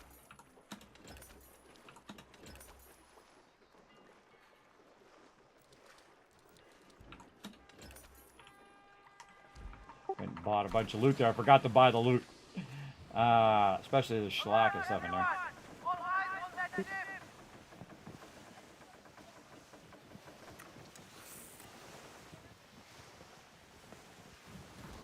There we go. Neutral with everything finally. Alright, we're out of here. We got plenty of time, everybody. You got the 1 minute before it starts, but then you also have plenty of time after that. You got like 10, 15, 20 minutes to go ahead and actually get the thing. And it's going right by Telok. So it's like one of my favorite ones because it's actually the closest one of the legendary heist to turning it in. So it just takes... Oh, I got a capital. Ooh, I got a capital relic for that one. Cool. I gotta watch out. Any of these say I can't put them away because they're not enough space. I gotta go in and grill a bunch of my food. Alright, good enough for now. Let's go ahead and switch to the super looter. And we're gonna test this baby out, everybody. We're gonna test it out. Don't tell me. Don't tell me, everybody. I wanna know. I don't wanna know. I wanna see what happens. Oh, I'm super excited about it too. Alright. Alright, heading out. Over to the Teloks. That's it. Now, there's actually one that's closer, but it's going to be coming toward us, so I'm going to go toward it, which is going to make it super easy. So here we go, everybody. Let's see if we get a tailwind, which I'm probably going to have a headwind the whole time. I could look, by the way, but I'm just going to see if I get that tailwind and see if it goes to 20 on its own. Nope, right. No tailwind. Right into the wind, bro. Freaking thing, I tell you. All right, let's just use our super boost and you know, counter this right into the wind stuff. But on the way back, we're going to be jamming everybody if the wind doesn't change, of course, by the time we get back. Let's go ahead and put on all of our boosts. I have a lot of stuff that's all about the trimming of my sails because this one's all about just running over there, grabbing the loot, and running back as fast as possible. Where my other ship is more about carrying a lot of loot and then bringing that back. That's why I usually use that one for forts, just because this way I don't have to drive back slowly because I'm overburdened. Now, the first one I'm always looking for is typically the healing one. I'm just going to go ham on the main guy and see how fast we can kill that main guy together. Let's just absolutely unleash on the dude. All right, so what we want to do... They're all going down. I got AoE. Sometimes my darn thing will not rotate onto the right guy. See, it keeps tagging the guy in the front. Keeps tagging the front guy.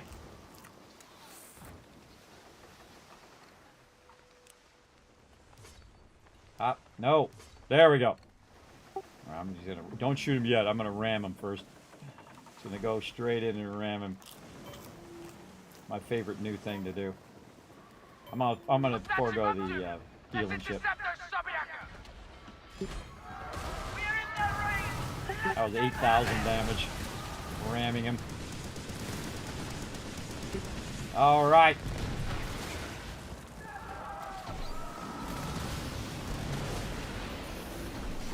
Enjoy your life under the water! What I did is I grabbed a bunch of aggro, and then I'm blocking him on purpose. I'll let your family Now I'm blocking him. This way it makes it easier on TM to use his fire and stuff on him Again, I still have my demi cannons, and now get in front of him again and try to block him. And then shoot my rockets right into the middle of his ship. Like this. And this is how I actually get more damage than even some of the Sambooks and stuff. Because I'm also doing the thing. Now let's see who out DPS's who here, everybody. The person who's got the thing. Now it's probably going to be him because his ship is massively, majorly OP more than mine. Oh, look at me out DPSing you. Look at me go, bro. Oh, there's another thing right here on the left. Look out. I'm out of here. We should do those too, man. We should do the new events and stuff. I'll try to grab some of the aggro on me so you don't die. Oh, look out. This ship is suspect. All closer. I can't. Oh, they got my sails. I was like, why am I not going anywhere? Yeah, I hit a few of them to grab mommy. Look at this, man. This is all of like 2 minutes. My favorite one, man. This is so close. Oh, I didn't look and see if I was going faster. I didn't look and see if I was hitting 20. I was worried about TM there. He's got it. He's got it now. The fastest legendary heist I've ever done right there. Nice. Right. And again, the legendary heist, even if you have all of the locations, you're getting the gold chest, and you might get a helm lease from that. I don't need it now. I'm just going to save it for next season if I do get any. But that's also a bunch of pieces of 8, so you're getting 450. Now, you got to think, if you're producing 450, and say you've only got it to like level 2 or 3, your factory, that's like 8 hours, everybody. It takes 8 hours to get that, or you have to take a bunch of resources and trade it or whatnot, or you can do one legendary heist for about 5 minutes, and I got 450, everybody. I feel like that's a super efficient use of my time. Oh, no. I hate it when it does that. No. Transfer to warehouse. And now I got a bunch of stuff, by the way, that I need to go and clear from my inventory because I can't fit stuff in here. So I might want to do a little bit of converting of resources, cooking up a bunch of stuff, things of that nature to kind of clean out my my stuff here. And go over here and get it done. All right, so first I want to probably do some cooking because that's like instantaneous, man. The cooking in this game is awesome because it's just like boom, and then boom, done. And then you take that cooking, which is going to go onto your ship, and then you just transfer that into your cargo hold. There we go. Cannonballs, what I can't do. Capital relic. All right, now I get my capital relic in there. Now another thing I can do to reduce my inventory is refine a bunch of the stuff that I have because you don't have to keep all the raw resources on you. So you've met and you can see that I have a bunch of resources I can convert, but all I got is planks. It might get you. And mute this guy.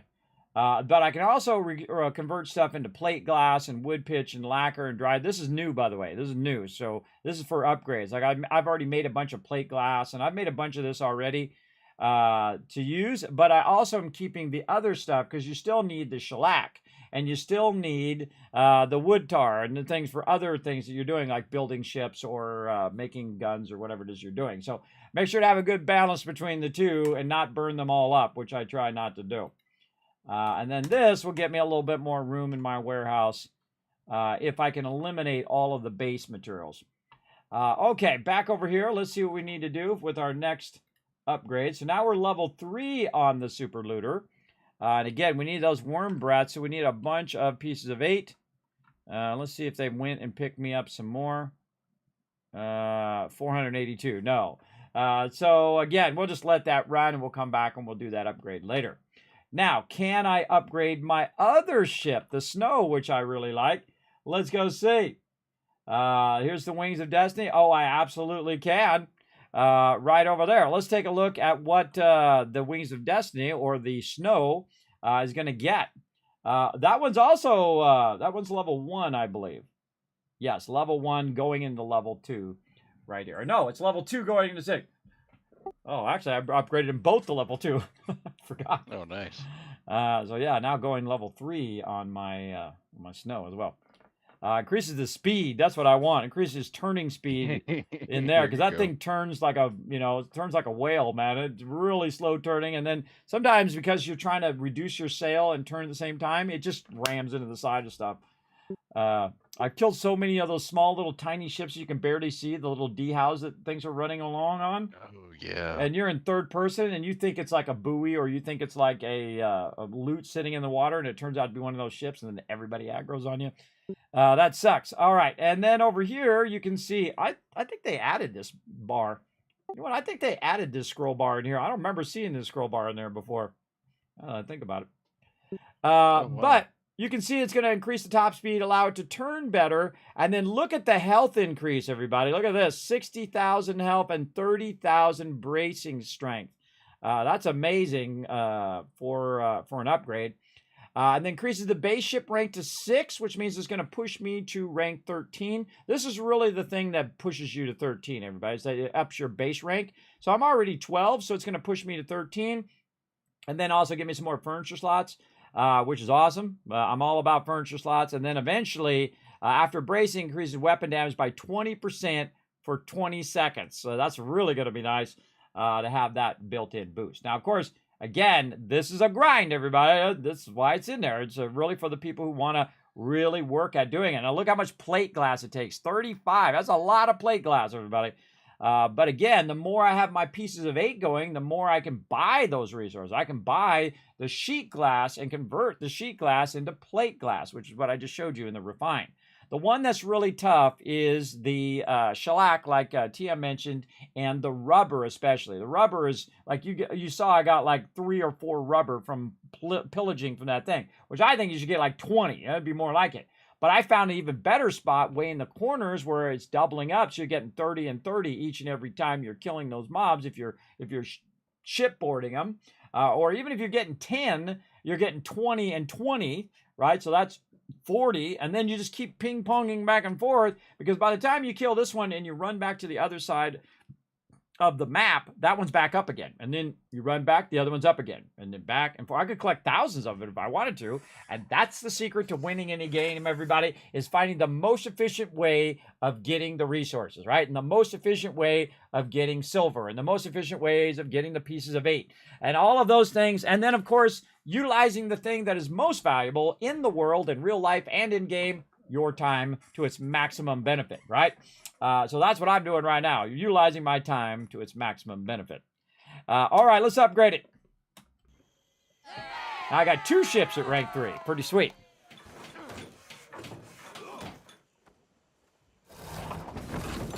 Now I could also go try to farm this item as well, but I'm not going to. For my brigantine, I like to let things happen over time.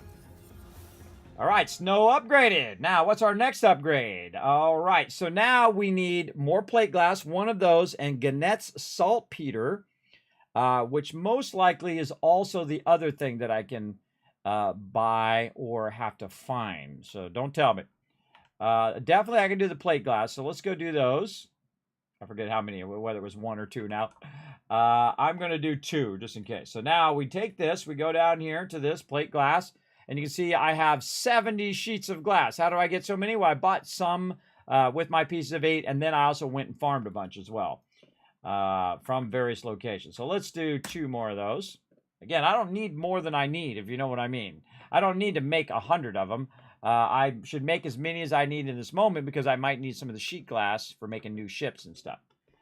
So again, be conservative sometimes on those conversions. That's why I'm not converting any of those until I actually need them, because they're the highest end of the stuff I need. All right, yes. I only needed 1. That's okay. I'll have an extra one. Gannett's saltpeter. Okay, let's go ahead and see. The first thing I would check and see is if you can refine it. So let's go over here to refinery. And actually, I don't remember. Let's go down here and look. Is there any Gannett's saltpeter? No. Dry casting sand, wood pitch, lacquer, and plate glass, and of course shark stuff in there too. So not there. Now the next place I would check is in the helm, right? Not in my helm office, but in the actual helm itself. Back over this way. Oh, I got to still do my supply runs and all that stuff too. But I would go talk to the helm lady.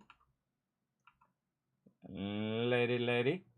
And see if she's got it. Yes, right here. And it's 1,500 pieces of 8. So again, this is encouraging you, especially after level 3 of your upgrades, to farm those pieces of 8, to get as much pieces of 8 as you can so you can buy these legendary items. And that's cool, everybody. I like that. I like the fact that I can't just do it in a day. Right? Now, some people can, because you know what they did? They came in with 300,000 pieces of 8 and they went right to upgrading their ship first. And I could have done that. Easy. I could have went in and just bought the resources, collect the resources, and done an upgrade to my ship right away. Now, in some ways, that would have been better because my ship would have been stronger and then be able to kill the mobs quicker and take over the locations. But I feel like the best thing to do is start a passive income, right? And that is an awesome thing in any game. Doesn't matter what game you're playing. A passive income is very, very vital. So how did I generate a passive income? All right, so let's back up. Okay, so one of the most powerful things you can do in a game is generate a passive income. Because when you're doing something else, it's generating loot. So in the case of pieces of 8, you want to get your supplies, have your supplies converting. And that is making you money, right? It's taking it from the low level stuff and converting it into higher level stuff so you can sell it for lots of silver. Then we take that silver and we reinvest it into our foundries or our manufactories or just our factories here. And we say, hey, we're going to invest 6,000, which is super cheap, everybody. They really reduce this. And of course, you upgrade all your table stuff, it reduces as well. So 6,000 for 66 per hour. So I'm going to say, okay, boom, there you go. Now, I actually just collected in about 5 minutes, because I had 5 quests at Fort Duluth, I collected around 250,000 silver, right? Because I got all those resources. Now I got to do is convert them and then sell them to Skurlock or whoever I need to sell them to. And I'll literally eventually make millions and millions on just doing those over and over. Which you can see I have 3.4 million right now, and I've probably spent 10 million so far in just this season, in the last week. And then, of course, another 10 million in season 1, probably more. I don't know. I'm really not paying attention. Too close. I just keep funding them. Keep funding them as much as I can. And when I run low, more supplies. That kind of thing. It'd be kind of cool to know what your max stats are. Like they have a thing that shows you, like in Fallout or like in what is it where it shows you in Starfield. In Starfield, it shows you how many things you killed, how much money you've collected, all of that. I love stats like that. Those are pretty cool stats, and it tells you all the hardcores too. Who are all the hardcores who have like 9,000 hours in a game, and then they have like $40 billion that they've collected?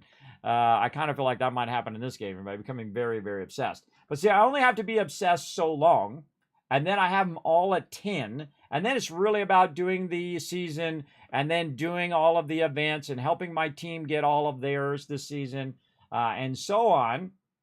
Like what I'll do for TM and for Rotisserie G is anytime they need any help, that will be the rest of the time that I spend whenever we're together as a team. Oh, you want to go do a fort so you can get more resources? Let's go do the fort. Oh, you want to get this particular location? Let's go do that. Hey, Justin, what's up? Thanks for watching, Matt. I appreciate you watching over there on YouTube. Make sure to hit that subscribe button. Appreciate you doing that, and hit the like button on this video as well. Appreciate you all coming in. So again, it's a passive income. I do the same thing in Fallout 4 with purified water. I start up purified water. I start making 500 caps. Then I'm making 1,000, then 2,000, then 4, then 8, then 16, 32, 64, 128,000 caps every few days in game until I get to the point where I can buy out every vendor, not just once, but every couple days in game. And the same thing in here. You want to start that passive income going. Now, in this particular game, you have to contribute some of your time to doing your supply quests, but not that much. You can just you can pop on, do your normal supply quests, get about 700 silver. Now, it's not going to be enough to fund them all, but it will be, unless you do them every couple hours on the hour for every single hour of the day, because they come up every 2 hours. So it's like midnight, like, was it like an hour and a half ago it came up? And so in another 30 minutes, it's going to reset again, and then we can do it again, right? So every 2 hours, you could do that. So you get 700 every 2 hours for 24 hours, or really that would be half of that because it's every 2 hours, so it'd be 12. So 700 times 12, right? Hey, Siri, what's 700 times 12? So in theory, if you were really hardcore, I'm not even this hardcore, everybody, you could get 8,500 resources per day, and that's going to cut in half, right? Because when you convert it, it's going to cut in half. Hey, sorry, what's half of 8,400? That would be 4,200. Then we take the 4,200. Hey, sorry, what's 4,200 times 250? 1 million. So you can make $1 million per day without ever doing a fort. Without ever taking on a fort, without doing any of your fort quests or any of that stuff, you can make $1 million per day if you did it every 2 hours. Of course, you got to sleep at some point as well. Don't burn yourself out, everybody. I mean, I'm getting to the point now where I've really put way too many hours in a short period of time. But I am loving it. I think, again, that you set that foundation, you set that ball rolling of that passive income, and then it just keeps rolling in forever for the whole rest of the season, right? Now, of course, until it resets. But then again, since I have all of the manufacturers, and if they do the same thing they did from Season 1 into Season 2, I'm going to be styling for Season 2. I know I'm going to be styling in some way for Season 2. Maybe I'll have a bunch of helm leases that I can use in Season 2. I don't know. We'll see what we have left over at the end, and we'll grind it if we have to and get it going. But I definitely want to keep my factories going, so I want to take a minute here while we're waiting. We got another 5 minutes here to go ahead and fund all these factories. And again, you see I have 3.4 million, and I have more millions in the bank, which I'll show you here in just a second, how you actually make money from collecting those supplies. Whoa, look at all these ones that rolled off. Whoa, okay, I love it when they're synced like that. I actually love it when they all do it at once, because that means I can go ahead and roll them, and then in 18 hours from now, they'll all roll off again at the same time. Now, eventually, I want to get them all to level 10, and when they get all to level 10, I will purposely let them run out. I'll let them run out of time. And the reason why I will do that is so that I can then sync them so that they'll all be about the same time. Now, right now, I'm not doing that because I'm just trying to generate as many pieces of 8 so I can get them to level 10 first. And then once I get them to level 10, then I'm going to sync them up. And then it'll be super easy. I can just log in, set them all going, and I can set a timer for when they're about to run out. Okay, they're going to run out in about, 42 hours, right? And so I can say, okay, set a timer for 42 hours, and then it will warn me. Or I don't know if it does 42 hours. That seems like a long time to set a timer for, but we can set it for a certain amount of hours. It reminds us. We pop on for a few minutes. We do what I'm doing right now and just fund them all because you've already backlogged a bunch of silver the whole entire time, which I'm doing right now. I'm backlogging. I don't need the silver right now, but I know if I stop, I'm going to run out of silver eventually. And so I continuously backlog that silver as well. Now I can also go around and collect all these pieces of 8 manually like you could last time. And you can fast travel with your piece of 8 on you. So it's actually faster to do it.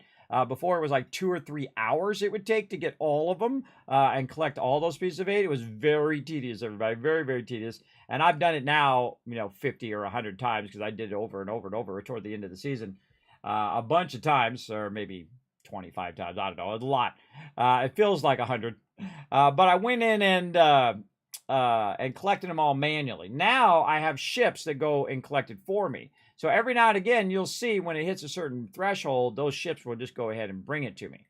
Now, there's not enough ships that you can make to automate all of them, right? You have 40 ships you can make. There's 76 locations. So at some point, either you're going to have to pick it up or you're going to have to switch ships around to do it. I love to switch the ships around. I let it run for like a day. Let it fill up a bit, especially the level 5s, because they'll fill up pretty quickly, especially if they're already kind of half full. And then I'll come in, and some of these are going very, very fast, too. They're like 100 per hour. So you got to watch out because they'll fill up pretty quickly. So what I'll do is whenever I log in, I'll switch all of my ships. I'll get all of my ships collecting pieces of 8 wherever they can. And it'll bring me 5,000, 10,000, 20,000. I think we got over 30,000 earlier. And then, of course, I already used like 20,000 at noon earlier, so about 12 hours ago. I went and got a whole, 20, 30,000 there and then used them for upgrades. But like I'd say every 12 hours, I'm going to be getting 50 to 60,000 pieces of 8 that I can go and pick up. Because I'm not going to pick up them all. I'm just going to I'm going to automate the process of it picking it up so I don't have to run around and do it, everybody. But it does reduce the momentum.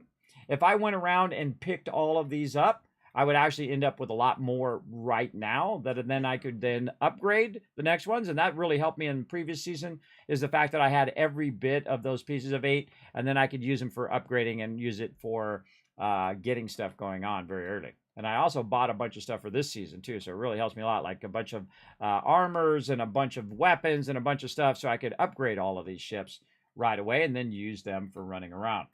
Got me something in here, a letter or something that I picked up. So that really helps a lot. And then also I had a bunch I could buy some resources and so on and so forth. You get the idea. All right, let's see what we got. All right, let's see what we get this time. 1 more minute. Do it. I should be doing my my supply stuff too. You hit the like button. Like button. All right. Have you tried the new boat? How's the new boat? I got it, but I haven't looked it up yet and upgraded the boat. Yes, I got it as well, and I haven't used it yet either. I hear it's really strong if you're using torpedoes and launchers at the same time. I saw it both on the Discord, and then TM was telling me about it as well. They actually have an official Discord, by the way, Skull and Bones does. So if you want to go over there and get some feedback on what you need or whatnot, feel free to jump over there and get it going. I really feel like I want to put a bunch of different builds of different ships onto my Discord. We have a whole section for Skull and Bones where I went through and put in a lot of stuff in there, by the way, everybody. I've spent a good amount of time, again, becoming a little too obsessed with this game. But you can see what the roadmap is in there. You can see what all the different weeks are for this season 2. Of course, patch notes in there and a whole bunch of other stuff from last season, which led into this season. So everybody can get a really good ending to last season, which helped them in season 2. Helped me a lot knowing that information ahead of time so I could work at it and be ready for season 2, which is the reason why a week in, I've already got all of the locations, everybody. Yes, I'm pretty hardcore on this one. For sure. It's very fun, though. I really, really enjoy it. A super fun game. Highly recommend if this is your jam, right? If you're more of a like Sea of Thieves type of person, you're like, kidding me, I want to go and swashbuckle and stuff like that. Remember, it's not that type of game. This is a boat game. You're the boat more than you are the person, right? Because the person doesn't have a level. You're not leveling up your character. You're not doing stuff with the character other than cosmetic stuff. Pretty much it's the boat. So depending on what weapons you put on your boat, your armor and your furniture is what level your boat is, how strong your boat is. Like mine right now is level 12. Or TM's is level 12 and mine's level 12. But the second I get my next upgrade, I'm going to be level 13. Or maybe it's the second one after that. Maybe 2 more upgrades. But the second I get that upgrade that actually upgrades my tier of my boat, boom, I'll be 13. I'll get another furniture slot. I'll put something in that furniture slot, and that'll push me to 13. But I need those pieces of 8 to do that. So, and I'm not in any giant hurry. Now, my long-term goal is to get all 40 ships. That's right, all 40 ships to level 13. All of them. That's going to be awesome. That's a big goal. Now, also, you can see the very early game, I did invest, instead of investing it in my locations, I actually invested it in my upgrades. And you can see I have all of the upgrades unlocked. Yeah, all of them. So again, I went between investing in my factories and then investing in my upgrades. Investing in my factories, investing in my upgrades. Kind of back and forth so that I'm getting more pieces of 8 from my upgrades. And then I'm also upgrading my things so I can generate those pieces of 8s faster. And again, it's all about time management, I find. And then, of course, setting and doing it.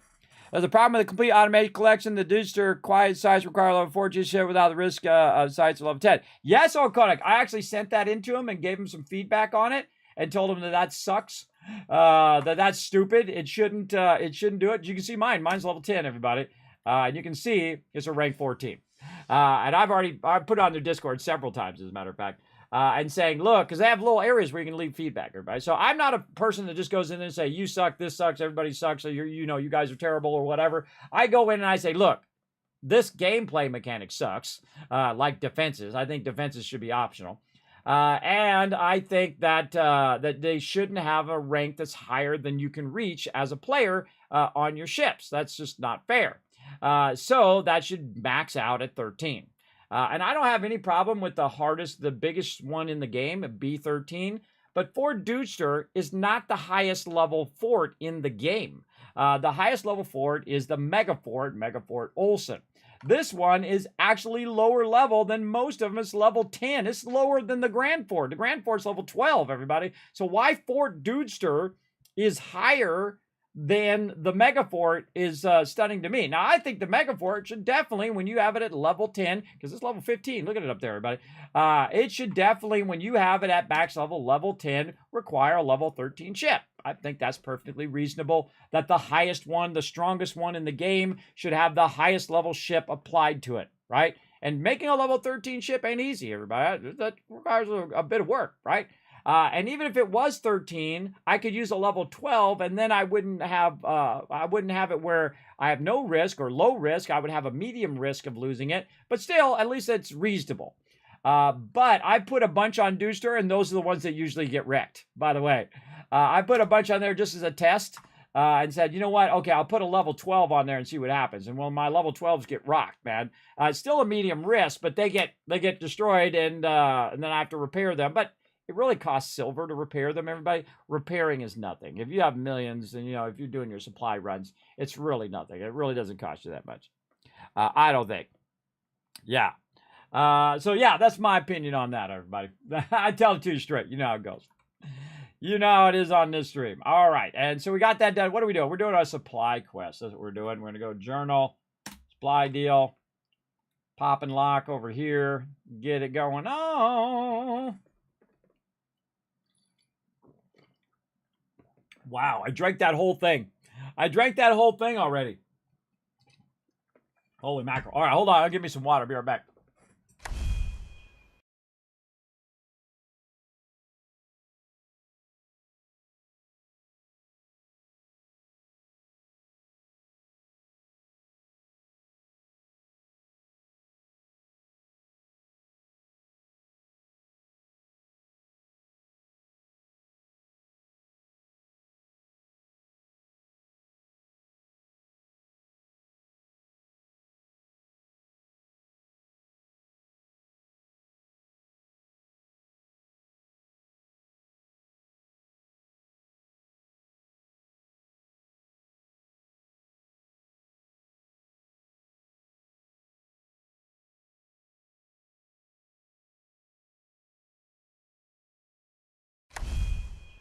I'll be right back.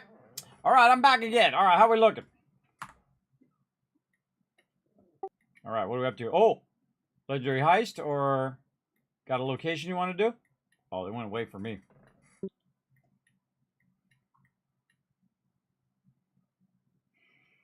I was just trying to do the plunder and get a little more slack, and then I'll probably call it. Oh yeah, it's getting late, isn't it? Man, time goes by fast. And it was 4 I know, hours. right? Wow, this is that by.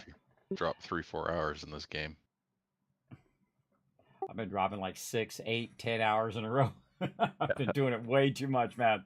Again, you got to think that within the last, I'd say 4 or 5 weeks, I probably put 150 hours or 200 hours into it. So I was like at 100 hours, and now I'm at 300 hours. That's a lot of hours, man. That was me at release. Exactly. I mean, it's addicting, isn't it? It's like, okay, well, I want to do one more thing. I want to get my thing. I want to update that and whatnot. Yeah. I think it's great mechanics. I think all of that's great, but definitely the defense thing should be optional. It's stupid. I don't like it. I don't like it. I don't like it at all. I want that to be optional, everybody. I don't want to be forced to do it or I get penalized. That's lame. That's lame game mechanics. I think it should be optional or taken out of the game completely.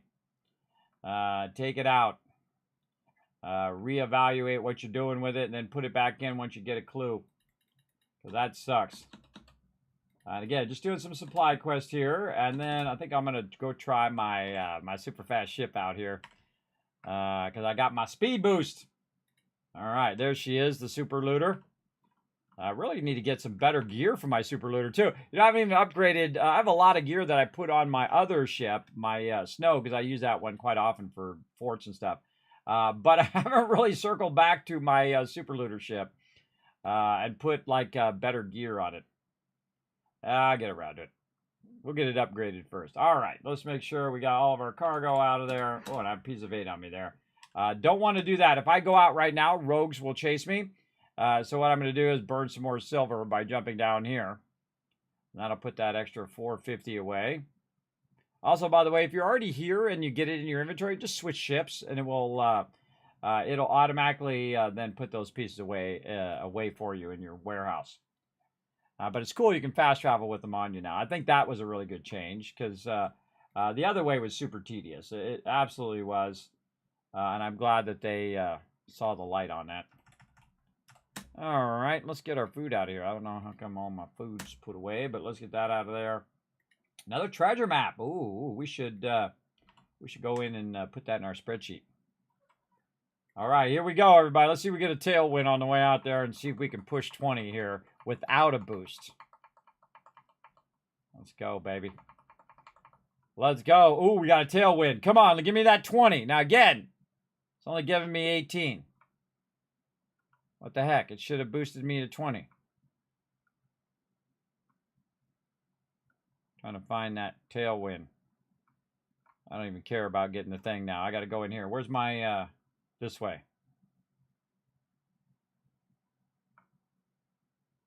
I'm not getting that 20. That sucks. Huh. Yeah, I'm not getting the 20 without the boost. I don't know. Did I upgrade it? Well, I better go double check. Maybe I only upgraded it to level 2. Maybe I'm confused about what upgrade level I'm at. We'll go see. We'll go see and figure out why I'm not getting 20 when I'm trimming my sails. There we go. And I stopped doing the roving for a while to see if it was causing my income to massively diminish. And the answer is yes. If you stop doing these roving ones, that's like 700 that you're missing out on. And that will add up over time, that you're missing 700 this one, and then in 2 hours you're missing 700 there, and so on and so forth. Before you know it, that's thousands and thousands of supply resources that you could be having and converting, but you're not. And now what I do, everybody, is I just let them backlog. If you notice, I'm not running the rum and I'm not running the opium right now. I let them backlog so I can run it for like 6 hours. And then I come back and run it for another 6 hours, and it's good. It's pretty awesome. What's your fastest time in the new race? I haven't done the new race, but the other time, I think it was 6:30. I cannot get it down that extra 30 seconds. And I don't even know how. It's crazy, man. That's a lot of time to lose. I love shooting these, by the way, when I roll up, because they're like a bunch of star maps that I can just grab. I just kind of circle around like this. Just grab them. That's like free stuff. But do I really need them? Probably not. I'd probably get rid of them and have some more inventory slots. But there we go. So again, that was like 700 of the various different resources. Not in total, but they're all separate, like berries and whatnot. But you can see I've probably got a bunch of them in here. Let's see how many berries and things I've got. 3,000 berries, 1,300 things, 3,000 poppies, 2,000 sugarcane, not counting all of the stuff I've already converted. Now, I said I was going to show you how I make my money. That's how I do it. I do supply runs, and then I convert it. And then I sell it to the vendor. Now, the people who told me this is the magician, because he got massively obsessed with the game, and he figured this part out, which is really super helpful, and he passed it on to me, and I'm passing it on to all of you. So you can crush this game just like we are. And that's why you watch my stream, everybody, because I don't just keep my secrets to myself. I pass it on to you guys as well. And I give credit where credit's due. That's quick. That's pretty quick. Yeah, but you got to get it in 6 minutes to get the rewards. I could not get it. Oops. I pressed the button instead of... Hold on, my bad. All right, I clicked past all his dialogue. I left click him. All right, now we go buy and sell. And we go to sell. Now, you can get helm leases and stuff. I feel like I might, before the end of the season, just start buying a bunch of these. And just see if I can buy 76 of the world helm leases. And then when I start season 3, I just go get them all. Just, bam! Buy every last one of them, which would be pretty cool. We'll see. We'll see what we can do. All right, and then in here you can see I have a bunch of stuff that I can sell. I'm going to move over this way. A bunch of stuff that I can sell, but I'll just go right here to commodities, and then I'll also say by value. Now, the highest level items are going to come up to the top. Now, most of those are military relics and capital relics. I've noticed that these sometimes are for also the buyout opportunities. But this is the stuff we're looking at right here, which is the rum that we converted, right? The gold skill rum, and then also the gold skill gin. Now, you actually don't need to convert it twice.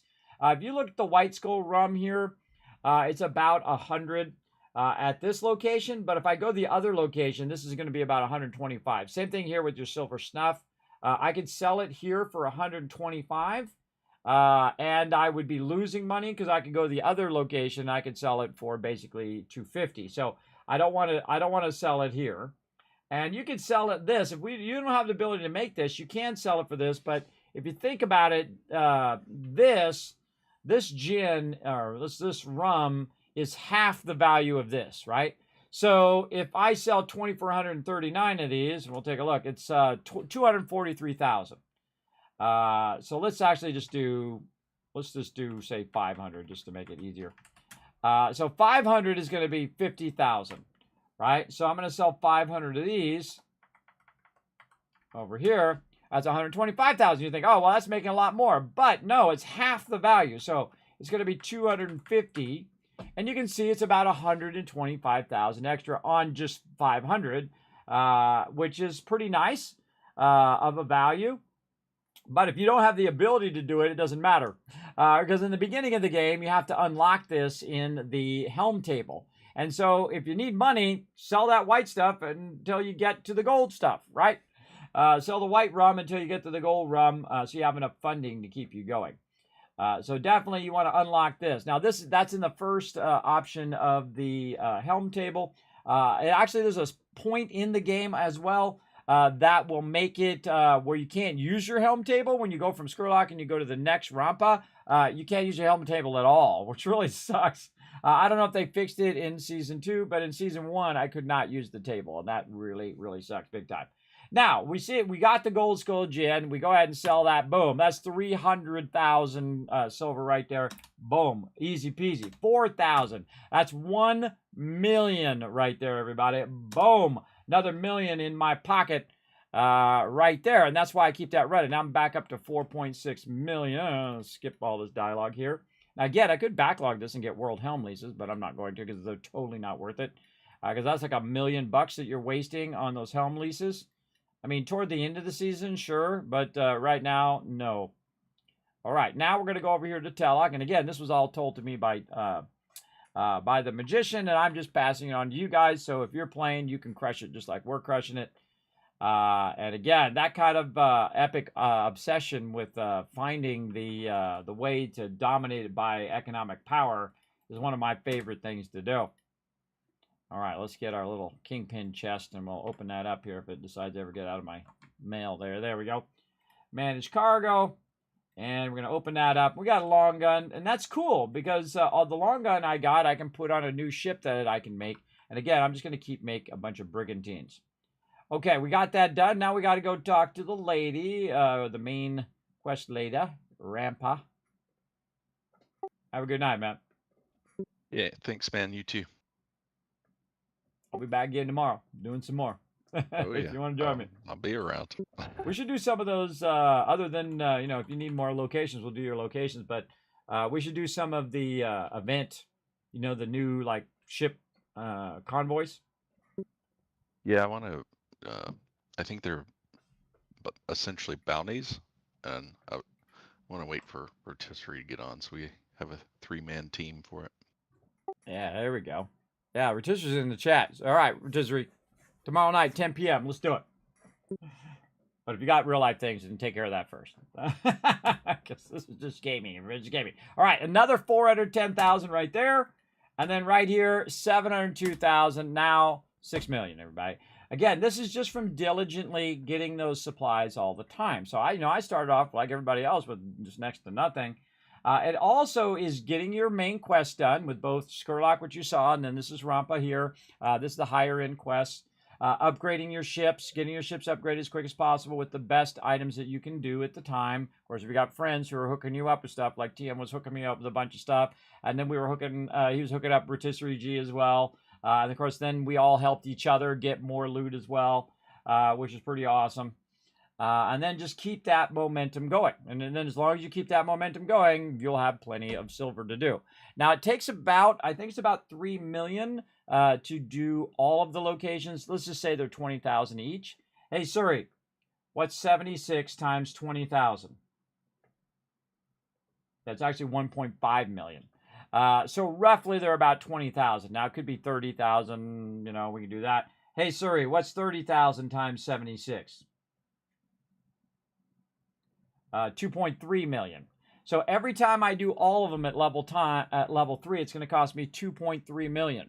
So that means I got to be making an income of 2.3 million every 2 days. That's a lot, everybody. That's a lot. I don't know if I'm going to be able to do that, but we're going to give it a try and see what happens. And again, I'm just going to keep backlogging a bunch of supplies, and then when I have a bunch of supplies, I'll just go ahead and let them convert. And that's what I'm doing right now, just trying to do the supplies whenever I'm online, whenever it's about to reset, like in 10 minutes from now. I want to make sure I get all the supply quests and all the fort quests I want to do. Now, I do 2 types of fort quests now. The Grand Fort, which is my favorite one because it's like 610 it gives me each quest. And then the Fort de Luz, which is super easy, and I can actually solo either of those now. And you can see I've done all my supply quests. And I think I have one left for the Grand Fort. Yes, I have one for the Grand Fort. And I will save them up over resets, right? Instead of just going and doing them right away, I'll wait until I have 3, 4, sometimes 5. Never gotten 6 yet, but I am hoping I get that at some point. And then I can also do a whole bunch of other quests and Red Isle stuff, like take out the William Blackwood and continue with Yanta when ready. Oh, really? Well, hold on. We got to go talk to Yanta over here.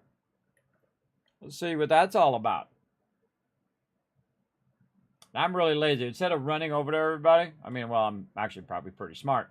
I just kind of run over here. I jump into my office and I turn right around and I go back out my office because she's literally right there. And again, the load times are sweet in this game, everybody. I got to give her credit for pretty good load times. All right, get back to her. Tell me what's been happening in recent days. The epic trends have plunged in cold, all pirates paving a way for Compagnie Royale to dominate the region. Our little birdies, I think we already talked about all this, everything I need. I don't know how I continue with her. I think I got to do these other quests. Got to do these other quests to unlock the thing. We'll get to that. All right, my refinery's got something. I've also got a shipwright's got a quest for me. Or maybe I got to turn in the quest. I can't remember. So let's run all the way out here and check our refinery. Now, we're not going to be going too late today, everybody. We're going to rest up a bit because we got some 76 to do. Tomorrow, I'm going to try to actually get back on my normal schedule. All my IRL stuff is just throwing my schedules off over and over again. But we do what we got to do. All right, shipwright over here. Yes, he's got the dragger and then the trial. I suggest to grab those, and I can do it in under 8 minutes, but I've never been able to do it in 6 minutes, and that bugs me. That bugs me big time. Oh, and I turned that in. I turned that one in and got some more stuff. All right, nice. Now at this point, again, I can continue to grind, but what I really need to do is keep my factories running right here. Right here. 98 per hour. Nice. And again, I'm getting the bonuses of those areas as well. So I need to let my factories go. Now, one of the things that it did let me do before is I could roll over it and see how much time is left. But now, for every single factory, I have to press spacebar to see how much time is left. So I have to go around and click every single one. I think they didn't even think this through, everybody. They did not think that through because that sucks. And so in 9 hours and 33 minutes, it's going to roll off. And that's probably going to be a whole bunch of them are going to roll off at the same time. Now, I'm not going to completely optimize this particular one like I did at the last of the Season 1. At the last of Season 1, I optimized every single time they came up, I would then re-up them. But this time, since I'm starting so early in the season, I'm just going to let them go until they run out. and then when it's convenient for me, then jump in and re-up it. Because in 9 hours from now, it's going to be about 10, 11 a.m. But what I can do is get up tomorrow, and when I get up, jump in the game for a few minutes and just queue all those up, and then just jump out. And then by the time we come back at 10 p.m., they should have a massive amount. Now, at no point do I ever want them to fill, because I don't want them to fill up and stop. It's okay if it stops if I run out of cash. I mean, I would prefer if it doesn't stop. I would prefer to just go and go and go. But again, I will come in next time, and then it will just be completely filled. A lot of these will be filled with loot, and eventually we get them to 10. Look how many 10s I got over here. I got 4 10s there. I got Dudester at 10. I got Permi at 10. I got Olsen at 10. I've got Praxo at 10. I've got Harmu at 10. And I'm trying to get all these ones that are in the biggest boosted areas, the 37%, to 10. And then I'm going to get these all the way to 10, and so on and so forth. I just start from the areas that are going to get the biggest boost, and then work my way down from 37 to 30, to 30, to 22. I'm trying to think of anything else. I think there's one that's 15. Yes, this one right here is 15. These two are 15. That sucks. 22, this is 15, this is 37, 30, and 22. So I'll do it based on how much of a bonus that particular area is getting, and that means that they're going to get more in theory, depending on, you know, how strong that particular location is, as whatnot. Now, to get this one here to level 10, we're going to need 5,000 more pieces of 8, which we probably have right now, and we could probably go pick it all up manually, or even send our ships for some of that, but I'm just going to leave it as is. And so we're just going to kind of call it there. We're going to kind of call it there today. We're just going to set that up and get it going. You completed your manufacture then. Nice. Yes, I did. Thank you. I'm glad I'm not the only one frustrated by this. Should show the time when you hover over them. That's what it did in Season 1.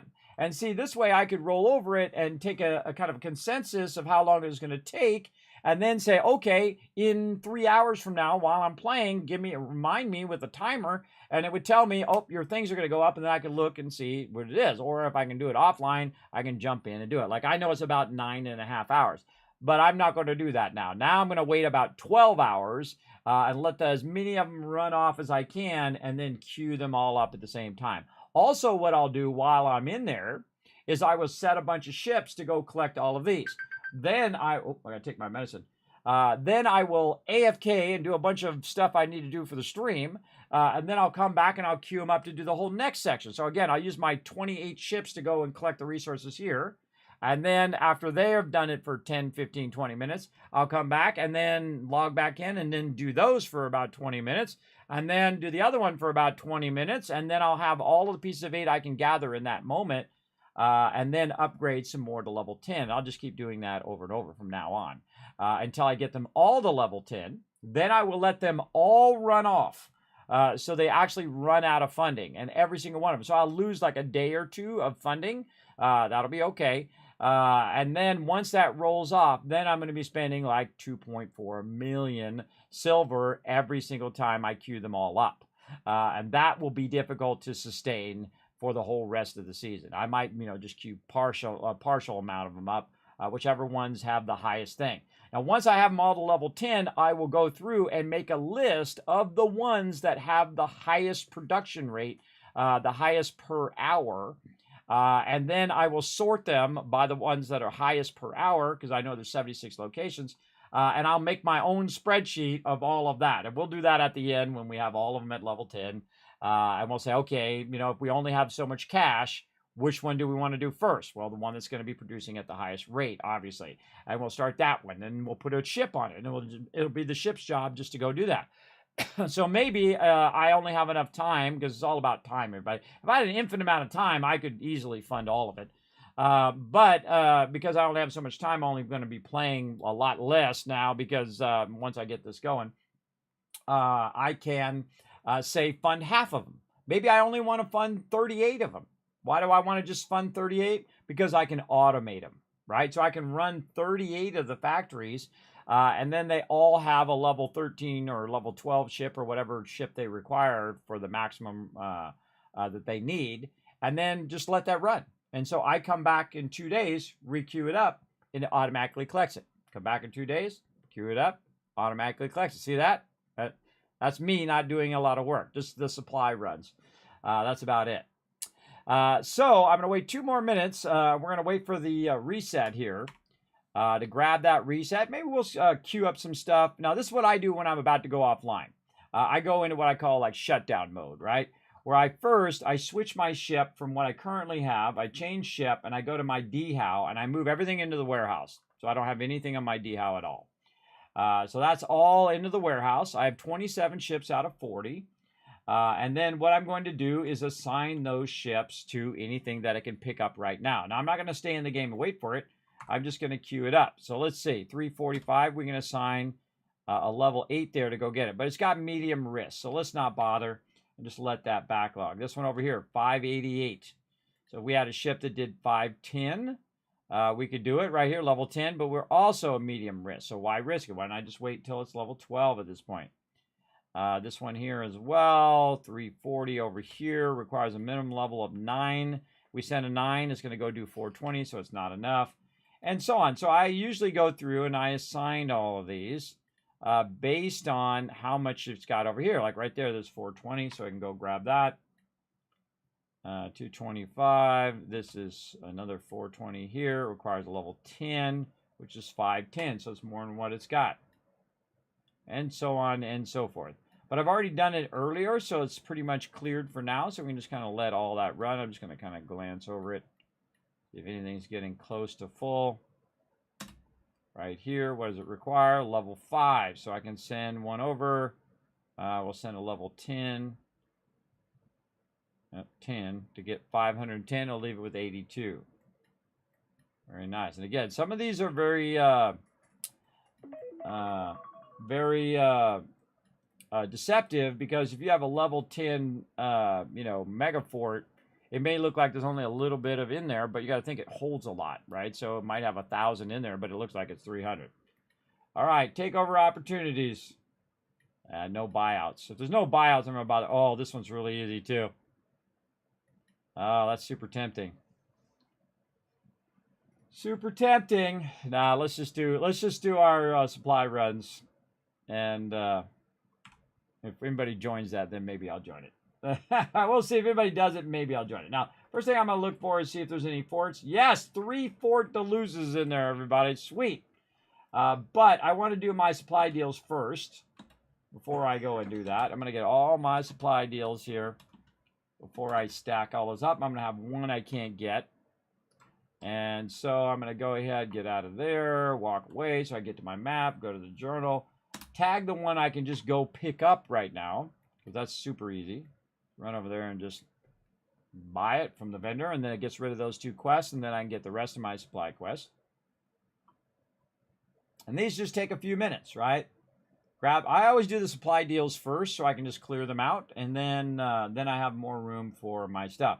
And sometimes I'll carry them over till the next time as well. I just get them as quests because you don't lose them when it resets, and then you can stack those quests with other quests, which is really cool. Supply deal, and then right here get a roving. And again, not sure why I don't have my faster speed on my ship here. Change my ship to the super looter. There it is. Move our cargo to the new ship. Oh, I took all my cargo off. You know what? I'm not even going to do it. I'm going to wait till next time.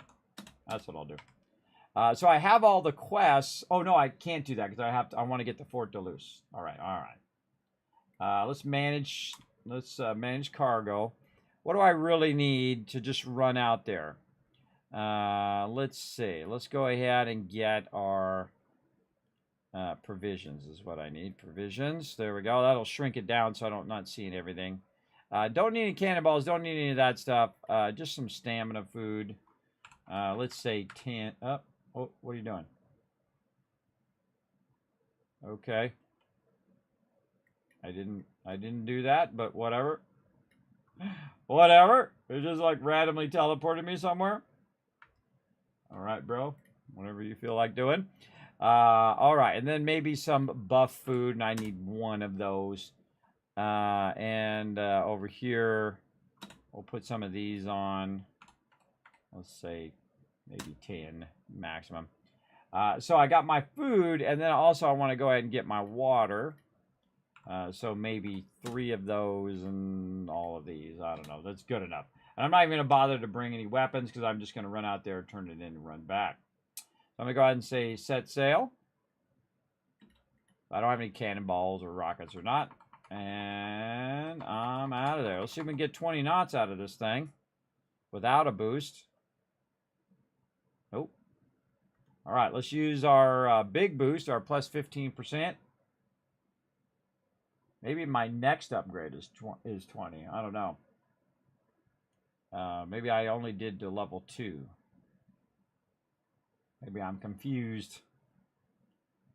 We'll go look at it real quick here. But we definitely want to turn these in so we have those 3 fort quests for next time. And then that's 3 times 400. That's, you know, a lot.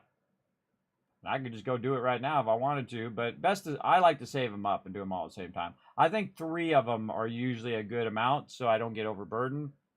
So doing 3 of them at a time is usually pretty good.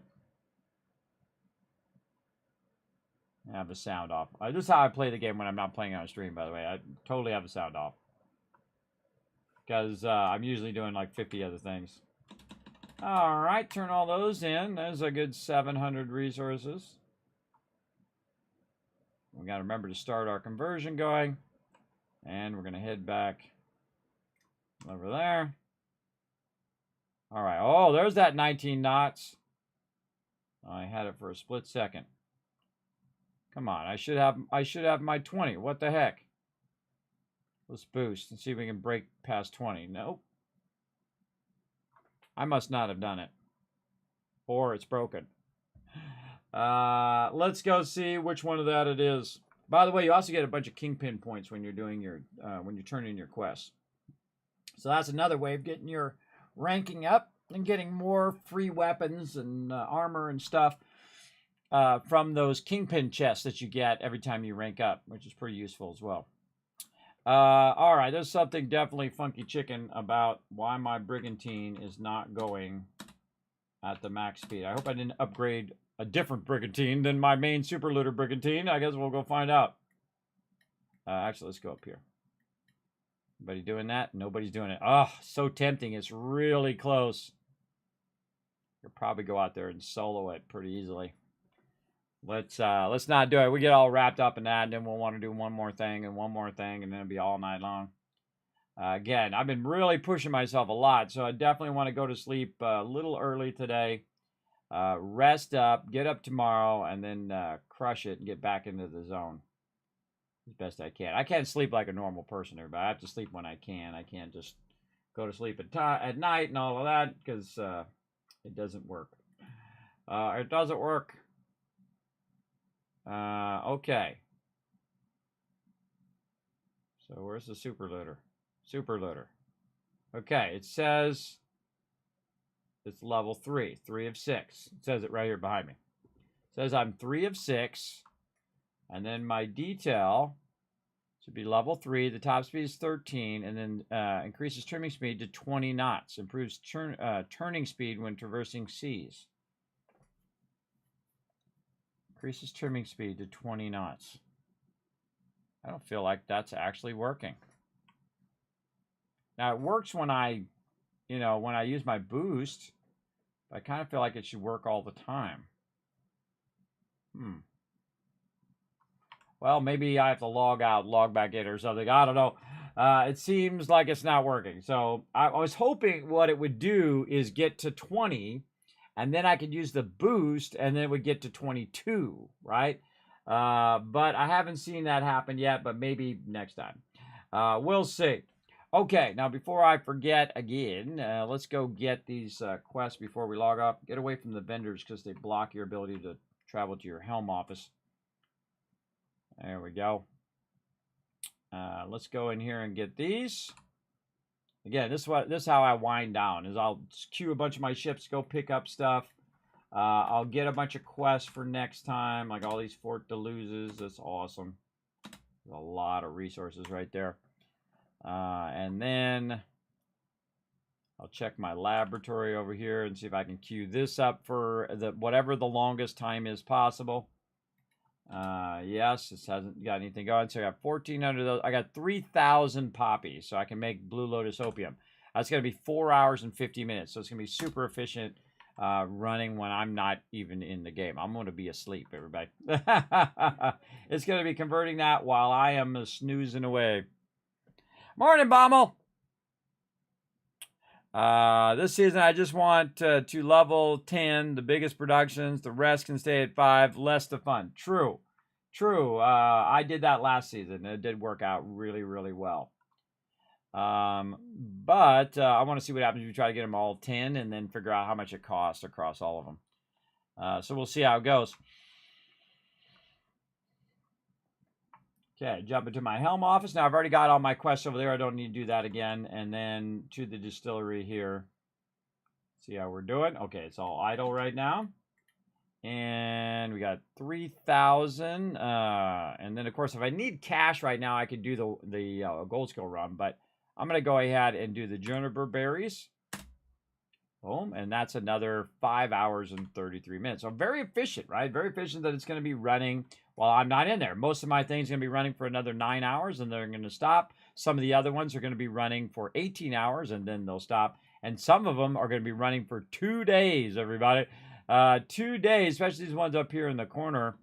That's still 18 hours over there on that one. And then some of these I queued up for quite a long time. There we go, 2 days right down there. So again, that's my ultimate goal, is to have them all running for 2 days. And again, if it becomes overwhelming where it's too much, I'll just reduce the amount that I'm funding and just stop funding the ones that are in the lowest buff areas. This one right here. Seeing 15%, I'll just stop funding those. And I'll just fund the ones in the highest ones, right? The ones that are 37%, the ones that are most efficient, that are producing the most pieces of 8. Those will be the higher priority ones, and the ones that are less. And it'd be interesting to make a sheet of how much I'm making each one, so you can see if you had all of your upgrades and everything running, which ones are the most effective at producing pieces of 8. So again, if you didn't have enough silver, pick it from the most effective one down to the least effective. That's exactly what I would do. And that's exactly what I am going to do. But I first got to get them all to level 10. So I got to, keep investing and keep investing and keep investing. All right, I think that's good. I think we out of here. Let's go to the Kismet Love Trade.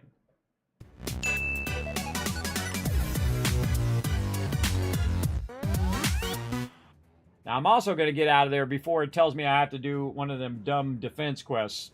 No, thank you. No, thank you. No defense quests, please. I'm out of there.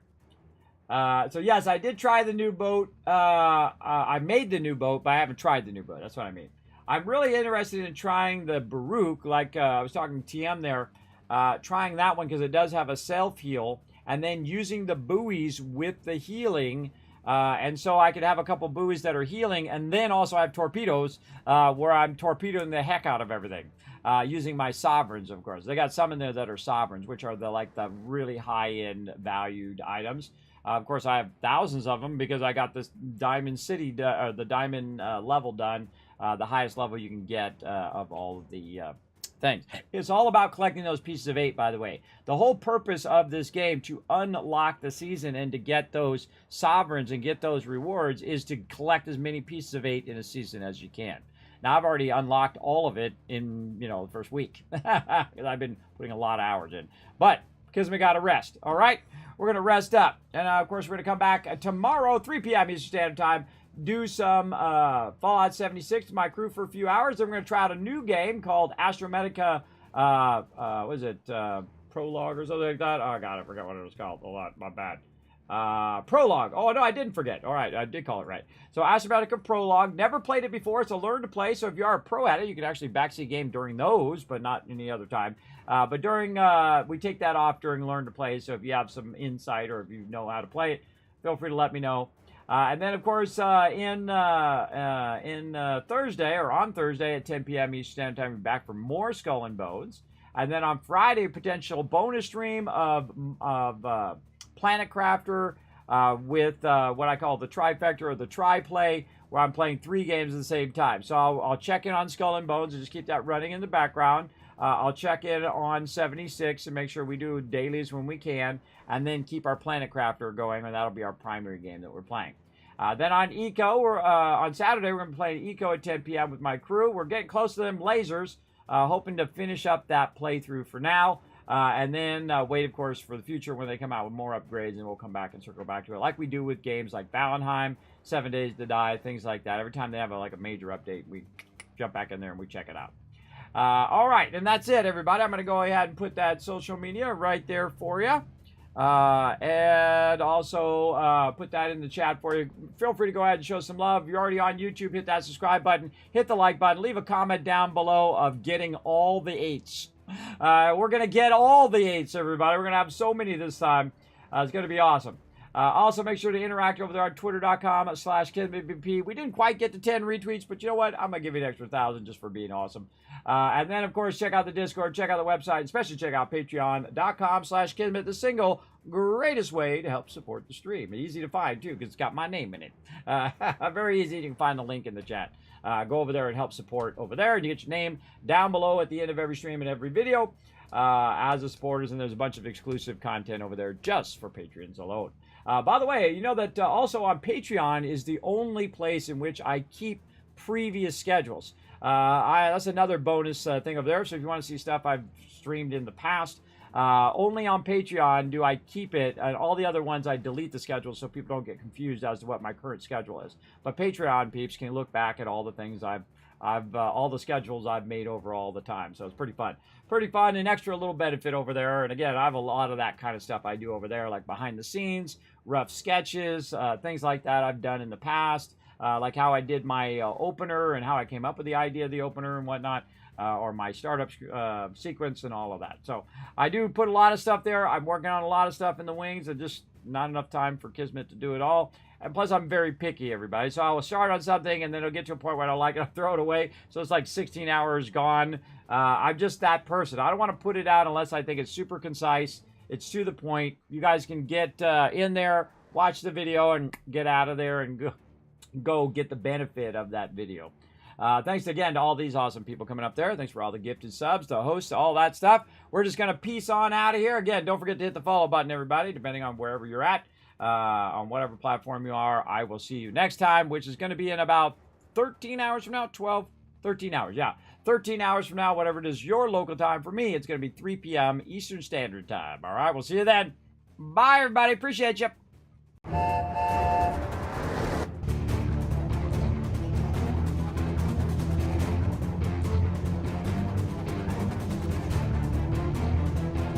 Hi, this is Norma. Thanks for watching. Hit the subscribe button.